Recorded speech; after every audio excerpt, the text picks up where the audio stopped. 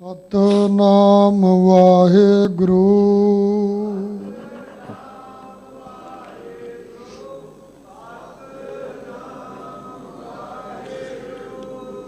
ਸਤ ਪੁਰਖ ਜਿਨ ਜਾਣਿਆ, ਸਤਿਗੁਰ ਤਿਸ ਕਾ ਨਾਉ।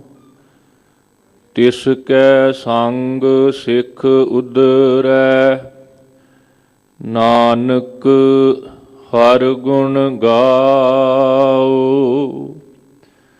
ਹਕ ਹਕ ਆਦੇਸ਼ ਗੁਰ ਗੋਬਿੰਦ ਸਿੰਘ, ਬਾਦਸ਼ਾਹ ਦਰਵੇਸ਼ ਗੁਰ ਗੋਬਿੰਦ ਸਿੰਘ। ਤਹੀਂ ਪ੍ਰਕਾਸ਼ ਹਮਾਰਾ ਭਇਓ, ਪਟਨਾ ਸ਼ਹਿਰ ਬਿਖੈ ਭਵ ਲਿਓ। ਸੱਜਣ ਸਚਾ ਪਾਤਸ਼ਾਹ, ਸਿਰ ਸ਼ਾਹਾਂ ਦੈ ਸ਼ਾਹੂ। ਜਿਸ ਪਾਸ ਬੈਠਿਆ ਸੋਹੀਐ, ਸਭਨਾ ਦਾ ਵਿਸਾਹੂ। ਜਿਸ ਪਾਸ ਬੈਠਿਆ ਸੋਹੀਐ, ਸਭਨਾ ਦਾ ਵਿਸਾਹੂ।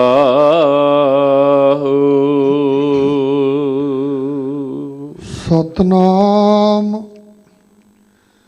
ਸ੍ਰੀ ਵਾਹਿਗੁਰੂ ਸਾਹਿਬ ਜੀ। ਸੋਰਠ ਮਹੱਲਾ ਪਹਿਲਾ ਤੇ ਤੁਕੀ। ਆਸਾ ਮਨਸਾ ਬੰਧਨੀ ਭਾਈ, ਕਰਮ ਧਰਮ ਬੰਧਕਾਰੀ। ਪਾਪ ਪੁੰਨ ਜਗ ਜਾਇਆ ਭਾਈ, ਬਿਨਸੈ ਨਾਮ ਵਿਸਾਰੀ। ਇਹ ਮਾਇਆ ਜਗ ਮੋਹਣੀ ਭਾਈ, ਕਰਮ ਸਭੇ ਵੇਕਾਰੀ।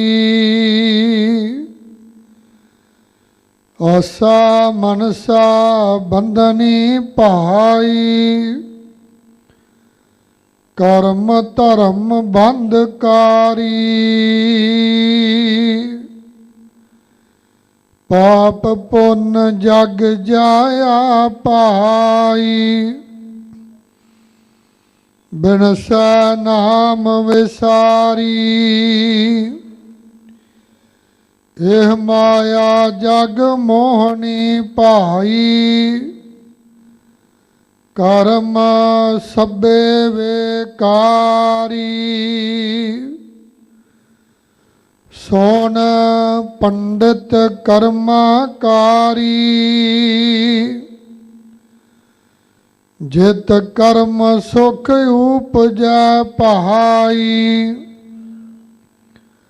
ਸੋ ਆਤਮ ਤਤ ਵਿਚਾਰੀ, ਸੋਨ ਪੰਡਿਤ ਕਰਮਕਾਰੀ।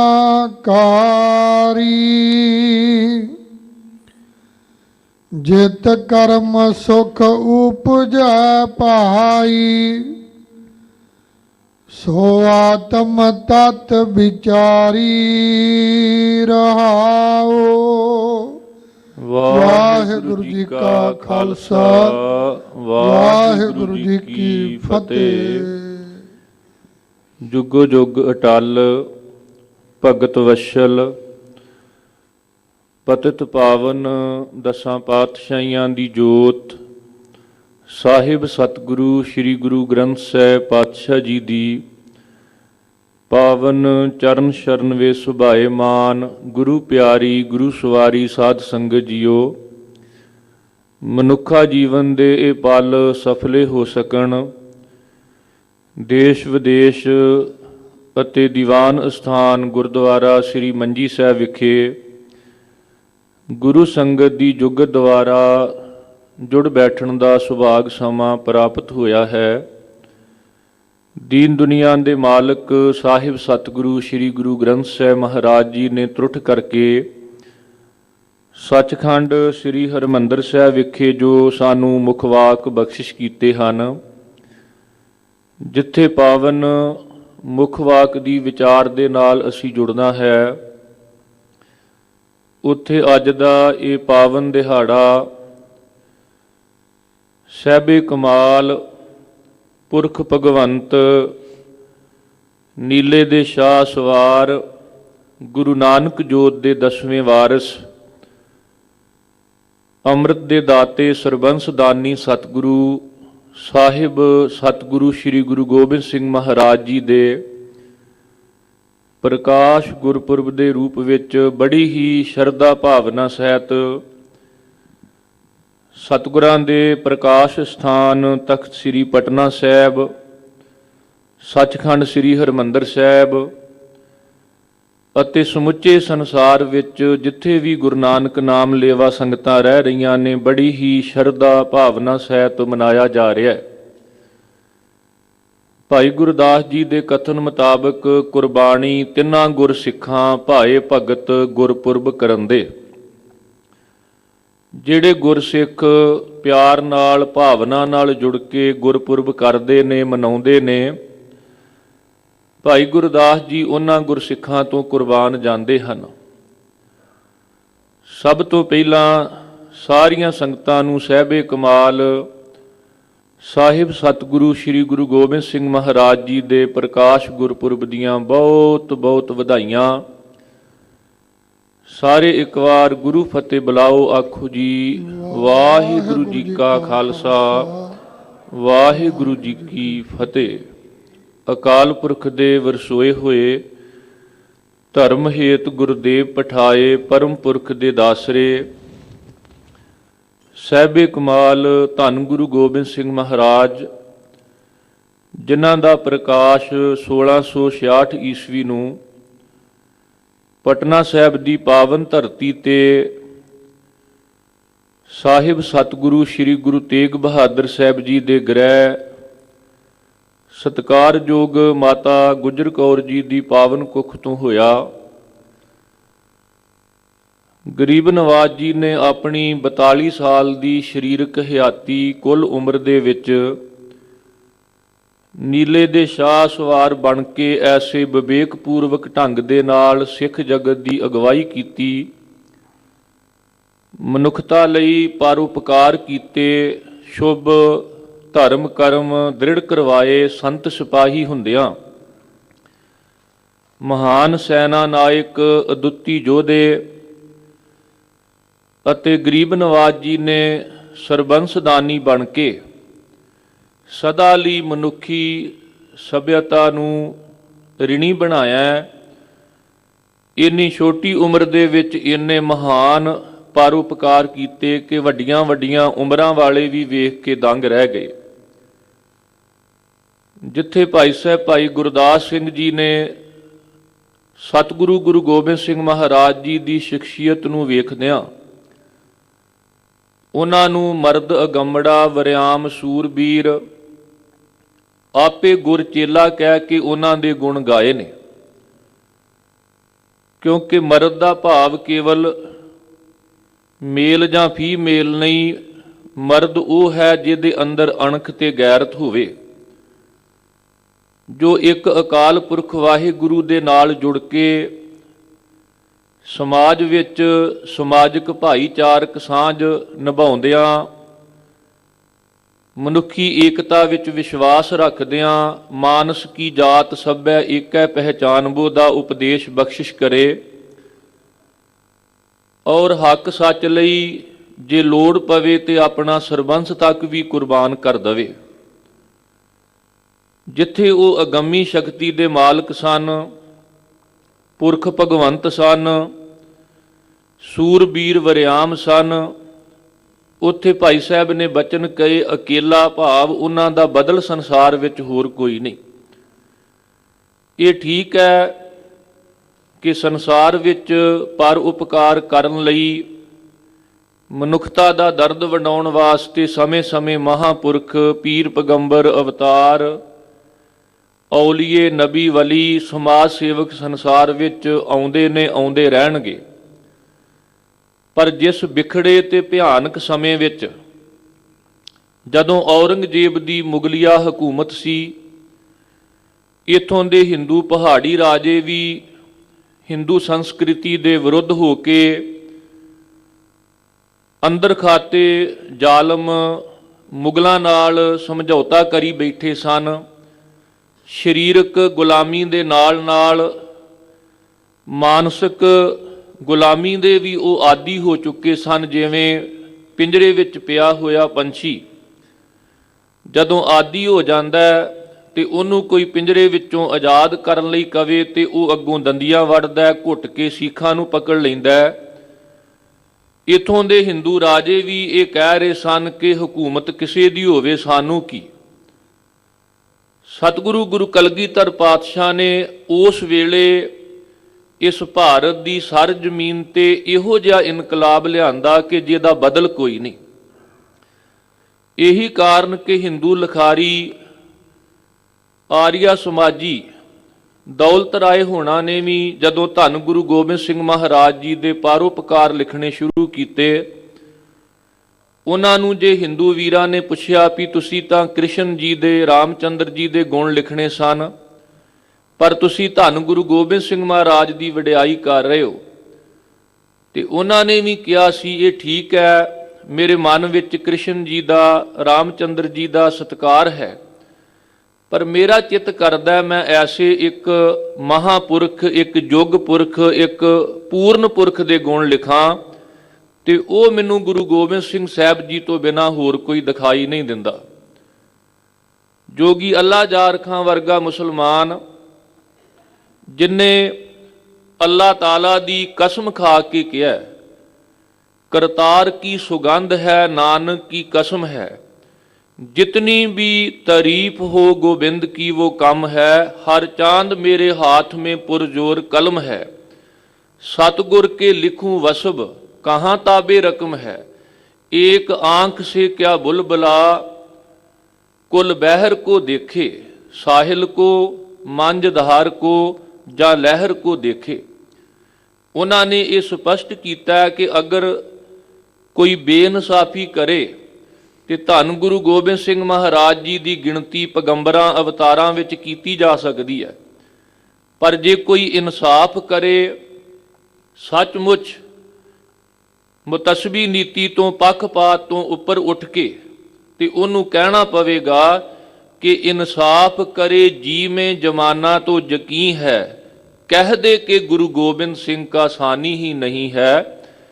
वो जदों ध्यान मारदा हजरत इब्राहिम वल कि ਉਹਦੇ ਸਾਹਮਣੇ ਉਹਦੇ ਪੁੱਤਰ ਦੀ ਬਲੀ ਦਿੱਤੀ ਜਾਣ ਲੱਗੀ ਤੇ ਰੋ ਰੋ ਕੇ ਕਹਿਣ ਲੱਗੇ, ਖੁਦਾ ਦਾ ਵਾਸਤਾ ਮੇਰੀਆਂ ਅੱਖੀਆਂ ਤੇ ਪੱਟੀ ਬੰਨ੍ਹ ਦਿਓ, ਮੈਂ ਆਪਣੇ ਸਾਹਮਣੇ ਆਪਣੇ ਪੁੱਤਰ ਨੂੰ ਮਰਦਿਆਂ ਨਹੀਂ ਵੇਖ ਸਕਦਾ। ਹਜ਼ਰਤ ਮੁਹੰਮਦ ਸਾਹਿਬ ਜੀ ਨੂੰ ਜਦੋਂ ਪਤਾ ਲੱਗਾ ਕਿ ਕਰਬਲਾ ਦੇ ਮੈਦਾਨ ਵਿੱਚ ਉਹਨਾਂ ਦਾ ਦੋਤਰਾ ਸ਼ਹੀਦ ਹੋ ਗਿਆ, ਇੰਨੇ ਹੰਝੂ ਡਿੱਗੇ ਕਿ ਉਹਨਾਂ ਦੀ ਦਾੜੀ ਜਿਹੜੀ ਸੀ ਉਹ ਗਿੱਲੀ ਹੋ ਗਈ। ਪਤਾ ਸੀ ਦਸ਼ਰਥ ਨੂੰ ਮੇਰਾ ਪੁੱਤਰ ਕੇਵਲ 14 ਸਾਲ ਲਈ ਮੇਰੇ ਤੋਂ ਦੂਰ ਹੋਇਆ, ਬਨਵਾਸ ਗਿਆ, 14 ਸਾਲ ਬਾਅਦ ਵਾਪਸ ਆ ਜਾਣਾ, ਪਰ ਪੁੱਤਰ ਵਿਛੋੜਾ ਨਾ ਸਹਾਰਦਾ ਹੋਇਆ, ਉਹਨੇ ਆਪਣੀ ਜਿਹੜੀ ਜਾਨ ਸੀ ਉਹ ਤਿਆਗ ਦਿੱਤੀ। ਭਾਵ ਉਸਨੇ ਸੋਚਿਆ ਕਿ ਮੈਂ ਹੁਣ ਜਿਉਂਦਾ ਸੰਸਾਰ ਵਿੱਚ ਨਹੀਂ ਰਵਾਂਗਾ। ਅਰਜਨ ਵਰਗੇ ਬਹਾਦਰ ਨੂੰ ਪਤਾ ਲੱਗਾ ਅਭਿਮਨਿਊ ਮਾਰਿਆ ਗਿਆ, ਤੇ ਮੌਤ ਦੀ ਖਬਰ ਸੁਣ ਕੇ ਡਰ ਪੈਦਾ ਹੋ ਗਿਆ ਕਿ ਕਿਤੇ ਅਰਜਨ ਦਾ ਜਿਹੜਾ ਦਿਮਾਗੀ ਸੰਤੁਲਨ ਹੈ ਉਹ ਵਿਗੜ ਨਾ ਜਾਵੇ। ਭਾਵ ਜੇ ਕੁਰੂਕਸ਼ੇਤਰ ਦੇ ਮੈਦਾਨ ਵੱਲ ਧਿਆਨ ਮਾਰਿਆ, ਗੀਤਾ ਦਾ ਉਪਦੇਸ਼ ਦੇ ਕੇ ਆਪਣੇ ਚੇਲਿਆਂ ਨੂੰ ਸ਼ਹੀਦ ਹੋਣ ਵਾਸਤੇ, ਲੜਨ ਮਰਨ ਵਾਸਤੇ ਪ੍ਰੇਰਨਾ ਕੀਤੀ, ਪਰ ਕ੍ਰਿਸ਼ਨ ਜੀ ਦਾ ਆਪਣਾ ਕੋਈ ਪੁੱਤਰ ਉਹਦੇ ਵਿੱਚ ਸ਼ਾਮਲ ਨਹੀਂ ਸੀ। ਇਸ ਲਈ ਜੋਗੀ ਅੱਲਾ ਜਾਰ ਖਾਂ ਨੇ ਲਿਖਿਆ, ਲక్ష్మణ ਸਾ ਬਿਰਾਦਰ ਪੈ ਤਸਕੀਨ ਜਿਗਰ ਥਾ, सीता सी पति भरत से बन राम को घर था, बाकी है कन्हैया नहीं तो उनका पिसर था, सच है गुरु गोबिंद सिंह का रुतबा ही दिगर था, शिष्य शाम ने कटवा दिए गीता सुनाकर, ਰੂ ਫੂਕਤੀ ਗੁਰੂ ਗੋਬਿੰਦ ਸਿੰਘ ਨੇ ਔਲਾਦ ਕਟਵਾ ਕਰ। ਸਤਿਗੁਰੂ ਗੁਰੂ ਗੋਬਿੰਦ ਸਿੰਘ ਮਹਾਰਾਜ ਜਿਨ੍ਹਾਂ ਦਾ ਪ੍ਰਕਾਸ਼ ਪਟਨਾ ਸਾਹਿਬ ਦੀ ਧਰਤੀ ਤੇ ਹੋਇਆ, ਉਹਨਾਂ ਨੇ ਸਪਸ਼ਟ ਕੀਤਾ, ਤਹੀਂ ਪ੍ਰਕਾਸ਼ ਹਮਾਰਾ ਭਇਓ ਪਟਨਾ ਸ਼ਹਿਰ ਵਿਖੇ ਭਵ ਲਿਓ। ਆਪਣੀ ਜਗਤ ਫੇਰੀ ਬਾਰੇ ਸਪਸ਼ਟ ਕਰਦਿਆਂ ਉਹਨਾਂ ਬਚਨ ਕਹੇ, ਹਮ ਇਹ ਕਾਜ ਜਗਤ ਮੋ ਆਏ, ਧਰਮ ਹੇਤ ਗੁਰਦੇਵ ਪਠਾਏ। ਜਾਹੀ ਕਾਜ ਧਰਾ ਹਮ ਜਨਮੰਗ, ਸਮਝ ਲਿਓ ਸਾਧੂ ਸਭ ਮਨਮੰਗ।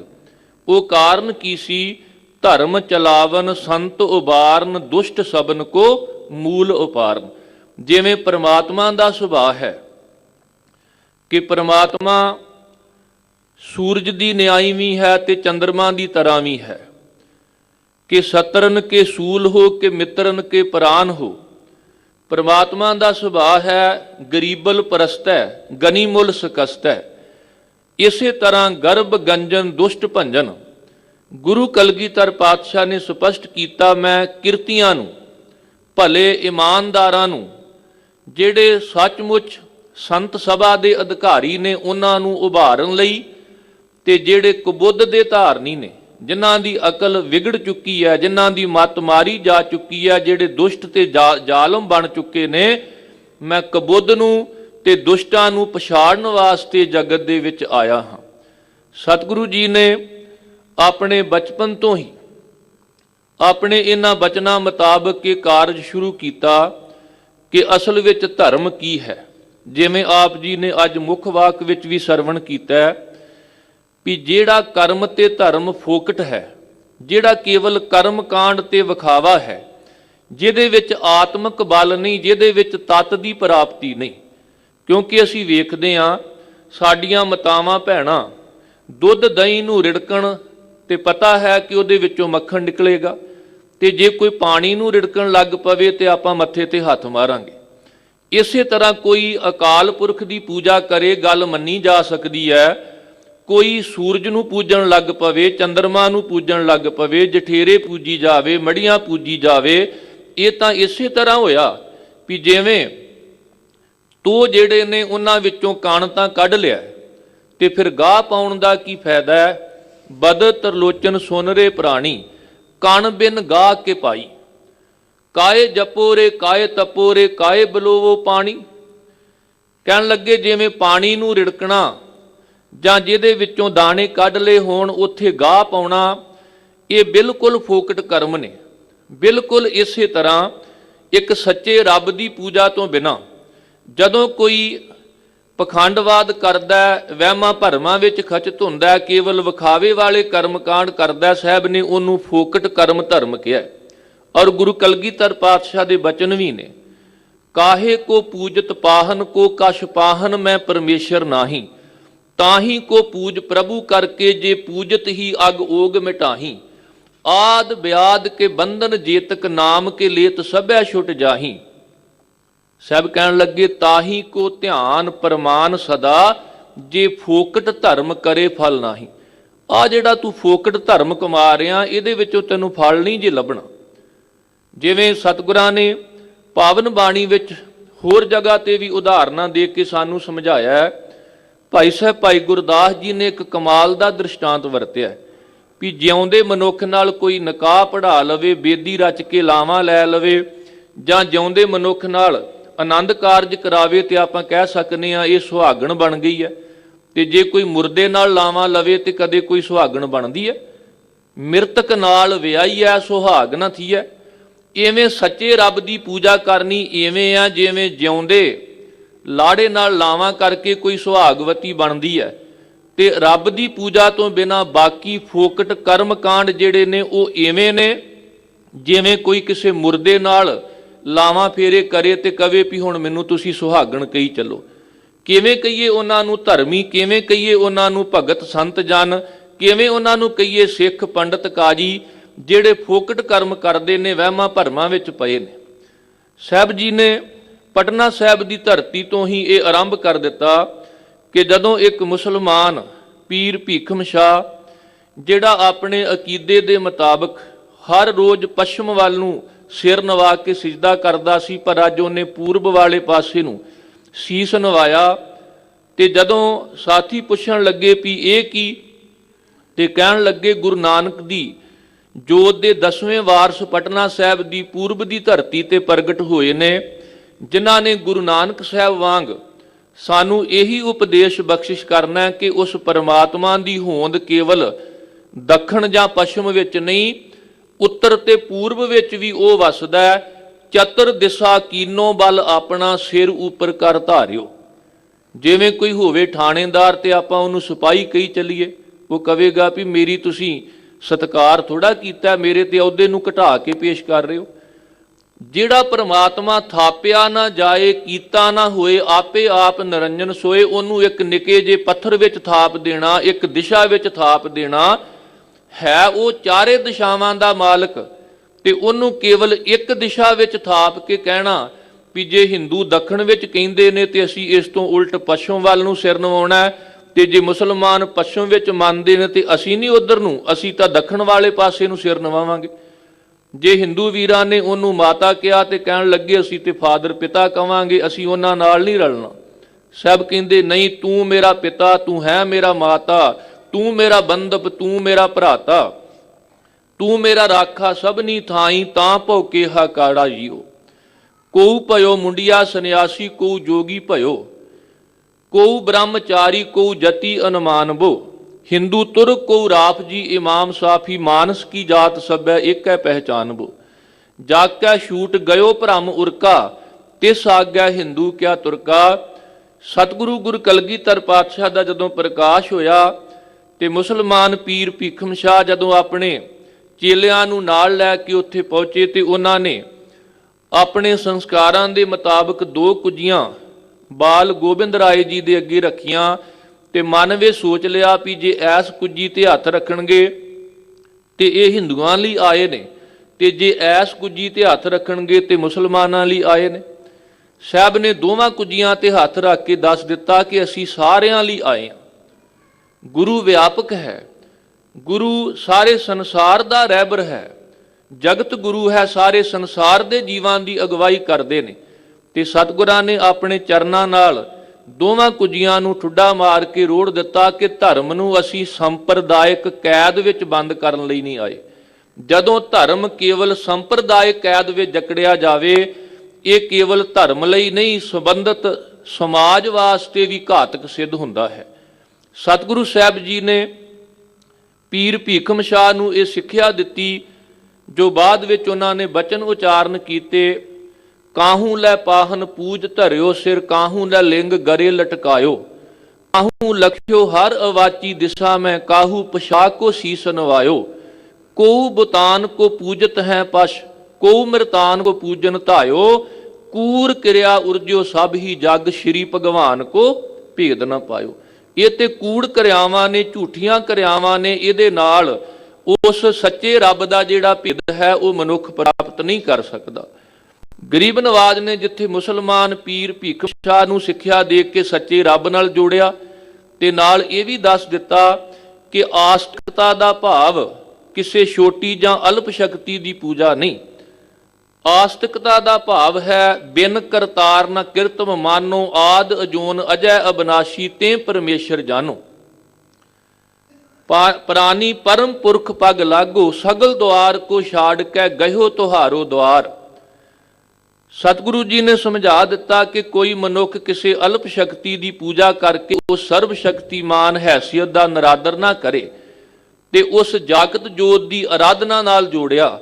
ਤੇ ਜਾਗਤ ਜੋਤ ਦਾ ਸੰਕਲਪ ਵੀ ਚੱਕਰ ਚਿਹਨ ਤੇ ਵਰਨ ਜਾਤ ਤੋਂ ਉੱਪਰ ਕਰਦਿਆਂ ਬਚਨ ਕਹੇ, ਚੱਕਰ ਚਿਹਨ ਅਰ ਵਰਨ ਜਾਤ ਅਰ ਪਾਤ ਨਹਿਨ ਜੇ, ਰੂਪ ਰੰਗ ਅਰ ਰੇਖ ਭੇਖ ਕੋ ਕਹਿ ਨਾ ਸਕਤ ਕੇ। ਉਹ ਪ੍ਰਭੂ ਕਿਸੇ ਇੱਕ ਖਿੱਤੇ ਵਿੱਚ ਨਹੀਂ, ਕਿਸੇ ਇੱਕ ਖੇਤਰ ਵਿੱਚ ਨਹੀਂ, ਕਿਸੇ ਇੱਕ ਕੌਮ ਨਾਲ ਸੰਬੰਧਿਤ ਨਹੀਂ। ਉਹ ਤਾਂ ਦੇਸ਼ ਔਰ ਨਾ ਭੇਹ ਜਾਕਰ, ਰੂਪ ਰੇਖ ਨਾ ਰਾਗ, ਜਤਰ ਤਤਰ ਦਿਸ਼ਾ ਵਿਸ਼ਾ ਹੋਏ ਫੈਲਿਓ ਅਨੁਰਾਗ। ਤੇ ਉਹਦੀ ਪ੍ਰਾਪਤੀ ਵੀ ਕੋਈ ਕਰਮ ਕਾਂਡ ਨਹੀਂ, ਸਗੋਂ ਸਾਚ ਕਹੂੰ ਸੁਨ ਲਿਓ, ਸਭੈ ਜਿਨ ਪ੍ਰੇਮ ਕੀਓ ਤਿਨ ਹੀ ਪ੍ਰਭ ਪਾਇਓ। ਸਾਹਿਬ ਕਹਿੰਦੇ ਜੀਵਨ ਦਾ ਮਨੋਰਥ ਵੀ ਇਹ ਚਾਹੀਦਾ ਹੈ, ਪੂਰਨ ਹੋਏ ਹਮਾਰੀ ਆਸਾ। ਕਿਹੜੀ ਆਸਾ? ਤੋਰ ਭਜਨ ਕੀ ਰਹਿ ਪਿਆਸਾ।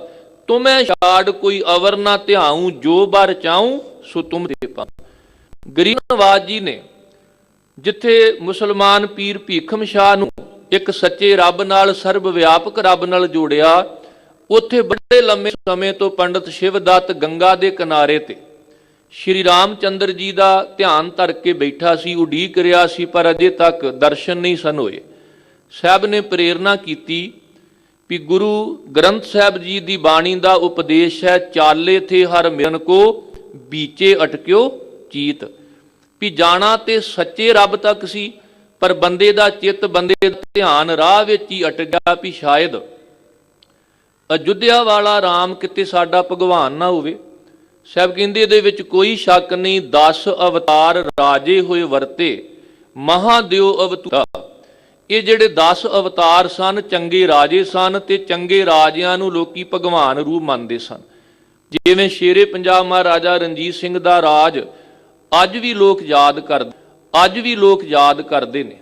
इसे तरह राम राज दीयां गल्लां सन, पर लोकां ने राजियां नूं भगवान मनना शुरू कर दिता। पंडित शिवदत्त दी किड्डी वड्डी किस्मत के गुरु कलगीधर पातशाह, जिस पंडित शिवदत्त ने केवल अयोध्या वासी दशरथ दे पुत्र, कशल्या दे पुत्र श्री रामचंद्र दा ध्यान धरिया सी, उन्होंने सर्वव्यापी राम नाल जोड़ दिता। भी ये तां त्रेते दे अवतार ने, पर त्रेते तो पहला सतयुग वे जिहड़ा सी, जिहड़ा युगां तो पहला सी, जिहदे बारे क्या आद सच जुगाद सच है, पी सच नानक होसी पी सच। जदों सतगुरां ने ये उपदेश बख्शिश किया, ध्यान धरो तिह को मन मैं, जिह को अमतोज सभै जग छायो। ओदा ध्यान धरो जिहड़ा सारियां नूं पैदा करके सारियां दी संभाल करन वाला है। मेरे सतगुरां ने उपदेश दृढ़ करवाया कि एक शिव भये एक गए, एक फिर भये, रामचंद्र कृष्ण के अवतार भी अनेक हैं। ब्रह्मा और विष्णु केते, वेद और पुराण केते, सिमरत समूहन के होए बतए हैं। मोन दी मदार केते, अश्वनी कुमार केते, अंसा अवतार केते, काल वस भये हैं। ये तां काल दे वस हो गए ने। ध्यान धरना ते अकाल दा धरो, तू अकाल पुरख नाही सिर काला, बाकी तां काल पाए ब्रह्मा बप धरा। धन गुरु गोबिंद सिंह महाराज दे बचन, काल पाए ब्रह्मा बप धरा, काल पाए शिवजू अवतरा, काल पाए कर विष्णु प्रकाशा, सकल काल का किया तमाशा, आद अंत एक अवतारा, सोई गुरु समझो हमारा, नमस्कार तिसही को हमारी, सकल प्रजा जिन आप सवारी। जिहदे हुक्म विच पता नहीं है किन्ने क आके ते संसार तो चले गए। मैं फिर रिपीट कर दवां, एक शिव भये एक गए, एक फिर भये, रामचंद्र कृष्ण के अवतार भी अनेक हैं। ब्रह्मा और विष्णु केते, वेद और पुराण केते, सिमरत समूहन के होए बतए हैं। मोन दी मदार केते, अंशा अवतार केते, काल बस भये हैं।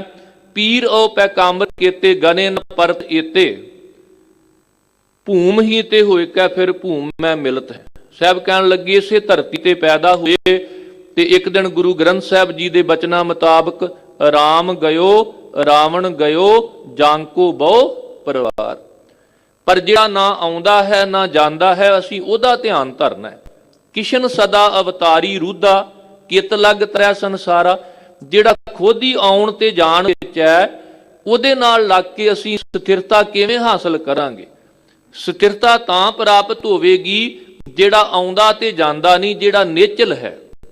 मुकाम ओही एक है, नानका सच बगोए। दिन रव चलै निस सस चलै, तारका लख पलोए। मुकाम ओही एक है, नानका सच बगोए। वो केवल इक्को मुकाम है जिहड़ा एक जगह ते स्थिर है, बाकी सारा कुछ उहदे इर्द गिर्द घूम रहा है। इस करके साहब जी ने धर्म दृढ़ करवाया कि एक परम शक्ति सच्चे रब दे नाल जुड़ना है। मनुखी एकता का इन्ना विश्वास कि सतगुरु साहब जी ने बचन कहे, देहोरा ओ मसीत सोई, पूजा ओ नवाज ओही। साहब कहन लगे थावां ते नावां नाल कोई फर्क नहीं पैंदा, पर जदों तुसी रसना तो उच्चारण करो ते ओदा अर्थ होवे सच्चे रब दी इबादत। कबीर राम कहन मैं भेद है, तां मैं एक विचार, ਸੋਈ ਰਾਮ ਸਭੈ ਕਹੈ ਸੋਈ ਕੌਤਕ ਹਾਰ। ਜਿਹੜਾ ਸ਼੍ਰੀ ਰਾਮ ਚੰਦਰ ਜੀ ਦਾ ਧਿਆਨ ਧਰ ਕੇ ਬੈਠਾ ਸੀ, ਉਹਨੂੰ ਸਰਬ ਵਿਆਪੀ ਰਾਮ ਨਾਲ, ਰੱਬ ਨਾਲ ਜੋੜ ਦਿੱਤਾ।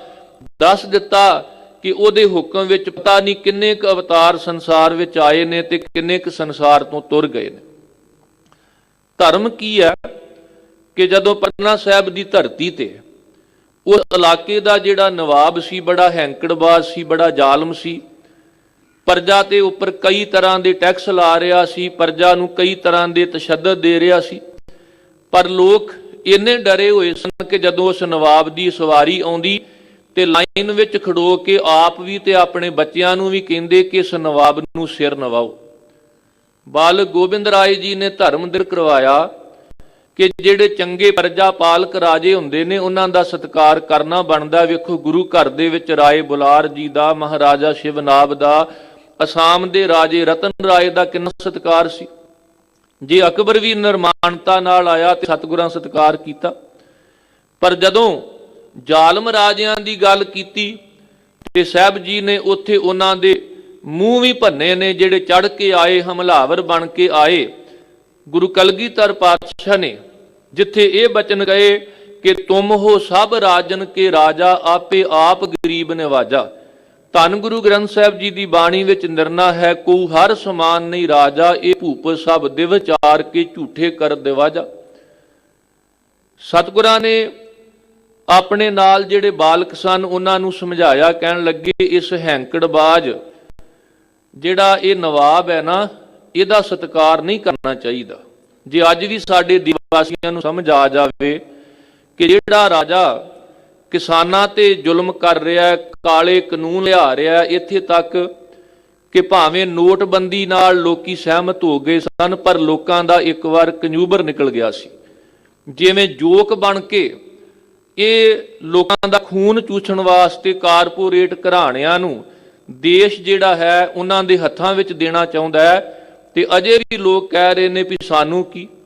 ਨਹੀਂ, ਵੇਖੋ ਕਿਸਾਨ ਦਿੱਲੀ ਦੀ ਧਰਤੀ ਤੇ ਜਾ ਕੇ ਠੰਡ ਦੀ ਪਰਵਾਹ ਨਾ ਕਰਦਿਆਂ ਹੋਇਆਂ ਧਰਨਾ ਦੇ ਰਹੇ ਨੇ, ਕਿਉਂਕਿ ਜ਼ੁਲਮ ਦੀ ਇੰਤਹਾ ਹੋ ਗਈ ਹੈ। ਪਹਿਲਾਂ ਨੋਟਬੰਦੀ ਦੇ ਰੂਪ ਵਿੱਚ, ਫਿਰ GST ਅਤੇ ਹੋਰ ਟੈਕਸਾਂ ਦੇ ਰੂਪ ਵਿੱਚ, ਤੇ ਹੌਲੀ ਹੌਲੀ ਔਰੰਗਜ਼ੇਬ ਦੀ ਸੋਚ ਵਾਂਗ ਇਸ ਰਾਜੇ ਨੇ ਇਹੀਓ ਗੱਲ ਕਹਿਣੀ ਸੀ ਵੀ ਕੇਵਲ ਮੇਰੇ ਹਮ ਖਿਆਲੀ ਇੱਥੇ ਰਹਿਣੇ ਚਾਹੀਦੇ ਨੇ, ਦੂਸਰਾ ਕੋਈ ਨਹੀਂ ਦਿਸਣਾ ਚਾਹੀਦਾ। ਬਾਲਕ ਗੋਬਿੰਦ ਰਾਏ ਜੀ ਨੇ ਧਰਮ ਦ੍ਰਿੜ ਕਰਵਾਇਆ ਸੀ। ਜੇ ਅੱਜ ਵੀ ਗੈਰ ਸਿੱਖ ਗੁਰੂ ਤੇਗ ਬਹਾਦਰ ਸਾਹਿਬ ਤੇ ਗੁਰੂ ਗੋਬਿੰਦ ਸਿੰਘ ਸਾਹਿਬ ਜੀ ਦਾ ਮਾਣ ਕਰਦੇ ਨੇ, ਤੇ ਫਿਰ ਸਮਝਣਾ ਚਾਹੀਦਾ ਗੁਰੂ ਗੋਬਿੰਦ ਸਿੰਘ ਮਹਾਰਾਜ ਦੇ ਫਲਸਫੇ ਨੂੰ, ਕਿ ਉਹਨਾਂ ਨੇ ਪਟਨਾ ਸਾਹਿਬ ਦੇ ਨਵਾਬ ਨੂੰ ਅੰਗੂਠਾ ਵਿਖਾਇਆ ਸੀ, ਮੂੰਹ ਚੜਾ ਕੇ ਉਹਦਾ ਸਤਿਕਾਰ ਨਹੀਂ ਸੀ ਕੀਤਾ। ਤੇ ਕੁਝ ਲੋਕਾਂ ਨੇ ਗੁਰੂ ਤੇਗ ਬਹਾਦਰ ਸਾਹਿਬ ਨੂੰ ਪੱਤਰ ਲਿਖਿਆ ਕਿ ਤੁਹਾਡੇ ਸੁਪੁੱਤਰ ਬਾਲਕ ਗੋਬਿੰਦ ਰਾਏ ਨੇ ਅੱਜ ਆਹ ਕੀਤਾ, ਕਿਰਪਾ ਕਰਕੇ ਇਹਨਾਂ ਨੂੰ ਪੱਤਰ ਲਿਖ ਕੇ ਸਮਝਾਵੋ, ਪ੍ਰੇਰਨਾ ਕਰੋ। ਤੇ ਧੰਨ ਗੁਰੂ ਤੇਗ ਬਹਾਦਰ ਸਾਹਿਬ ਜਿਨ੍ਹਾਂ ਨੇ ਇਸ ਦੇਸ਼ ਦੀ ਸੰਸਕ੍ਰਿਤੀ ਨੂੰ, ਰਾਸ਼ਟਰ ਨੂੰ, ਇੱਥੋਂ ਦੇ ਧਰਮ ਕਰਮ ਨੂੰ ਬਚਾਉਣ ਵਾਸਤੇ ਚਾਂਦਨੀ ਚੌਂਕ ਵਿਖੇ ਕੁਰਬਾਨੀ ਦਿੱਤੀ ਸੀ, ਉਸ ਗੁਰੂ ਤੇਗ ਬਹਾਦਰ ਸਾਹਿਬ ਦਾ ਉੱਤਰ ਪਤਾ ਕੀ ਸੀ? ਸਾਹਿਬ ਨੇ ਪੱਤਰ ਲਿਖਿਆ ਪਟਨਾ ਸਾਹਿਬ ਦੇ ਨਿਵਾਸੀਆਂ ਨੂੰ ਕਿ ਗੋਬਿੰਦ ਜੋ ਕੀਆ ਸੋ ਭਲਾ ਕੀਆ।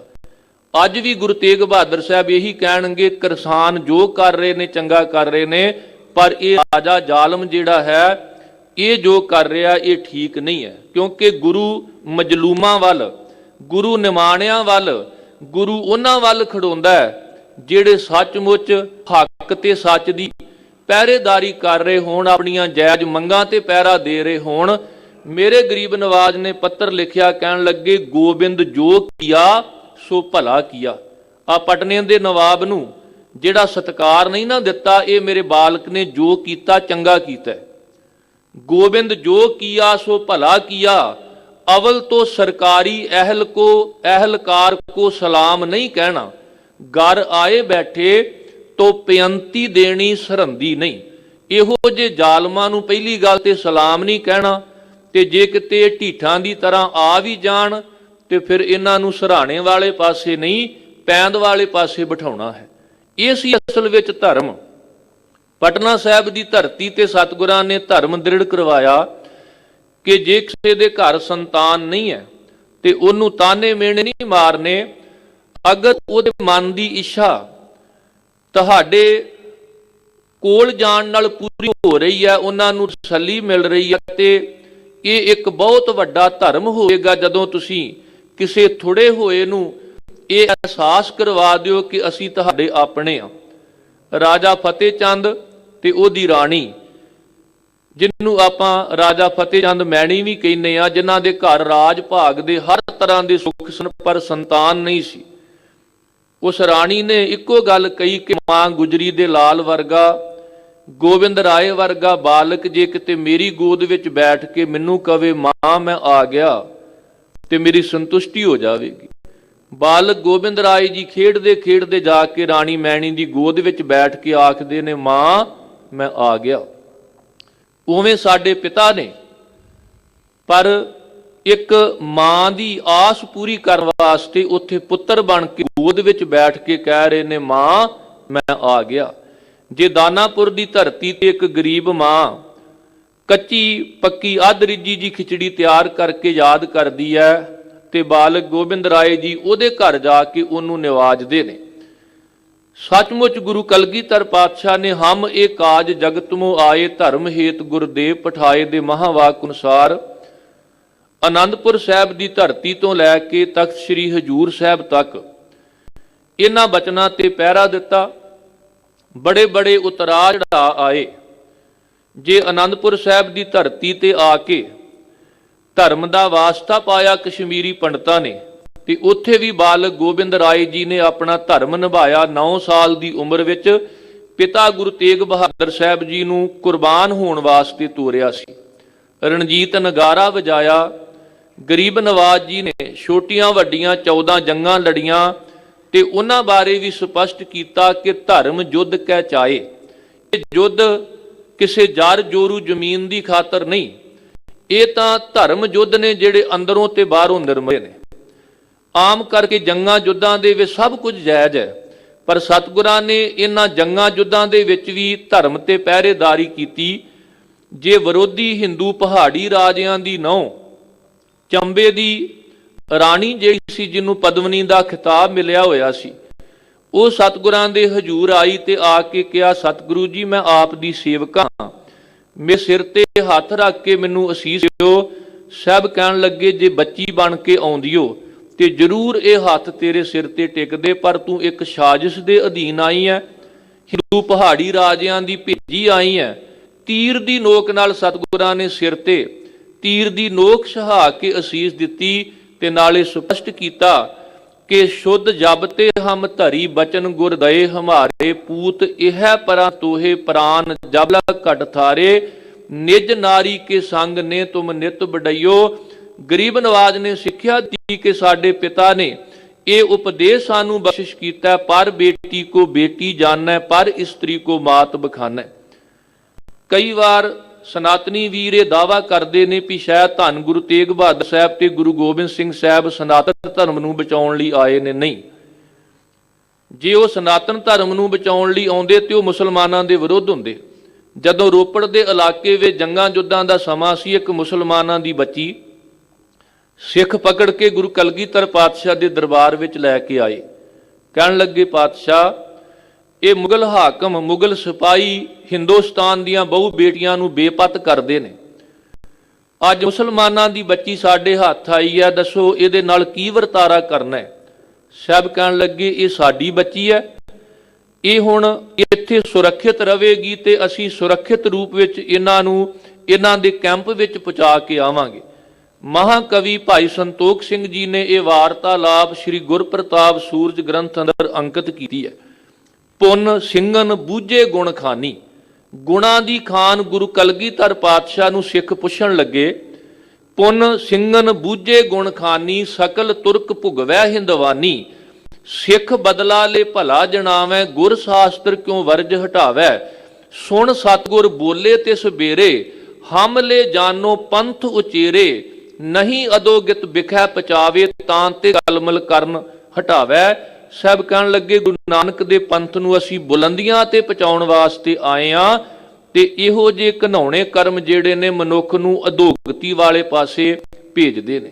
ਕਿਉਂਕਿ ਜਦੋਂ ਵੀ ਮਨੁੱਖ ਸੱਚ ਧਰਮ ਤੋਂ ਟੁੱਟ ਕੇ ਕਰਮ ਕਾਂਡਾਂ ਨਾਲ ਜਾਂ ਆਪਣੀ ਜ਼ਿੰਦਗੀ ਦੇ ਵਿੱਚ ਬਦਲਾ ਲੂ ਭਾਵਨਾ ਦਾ ਧਾਰਨੀ ਬਣ ਜਾਵੇ ਤੇ ਉਸ ਧਰਮ ਦਾ ਪਤਨ ਹੋ ਜਾਂਦਾ। ਡਾਕਟਰ ਰਾਧਾ ਕ੍ਰਿਸ਼ਨ ਨੂੰ ਜਦੋਂ ਪੁੱਛਿਆ ਸੀ ਵੀ ਹਿੰਦੂ ਧਰਮ ਦਾ ਪਤਨ ਕਿਉਂ ਹੋਇਆ, ਤੇ ਉਹਨਾਂ ਦਾ ਉੱਤਰ ਸੀ ਕੇਵਲ ਹਿੰਦੂ ਧਰਮ ਹੀ ਨਹੀਂ, ਹਰ ਉਹ ਧਰਮ ਜਿਹਦੇ ਵਿੱਚ ਸਿਧਾਂਤ ਲੁਪਤ ਹੋਵੇ ਤੇ ਪਰੰਪਰਾਵਾਂ ਹਾਵੀ ਹੋ ਜਾਣ।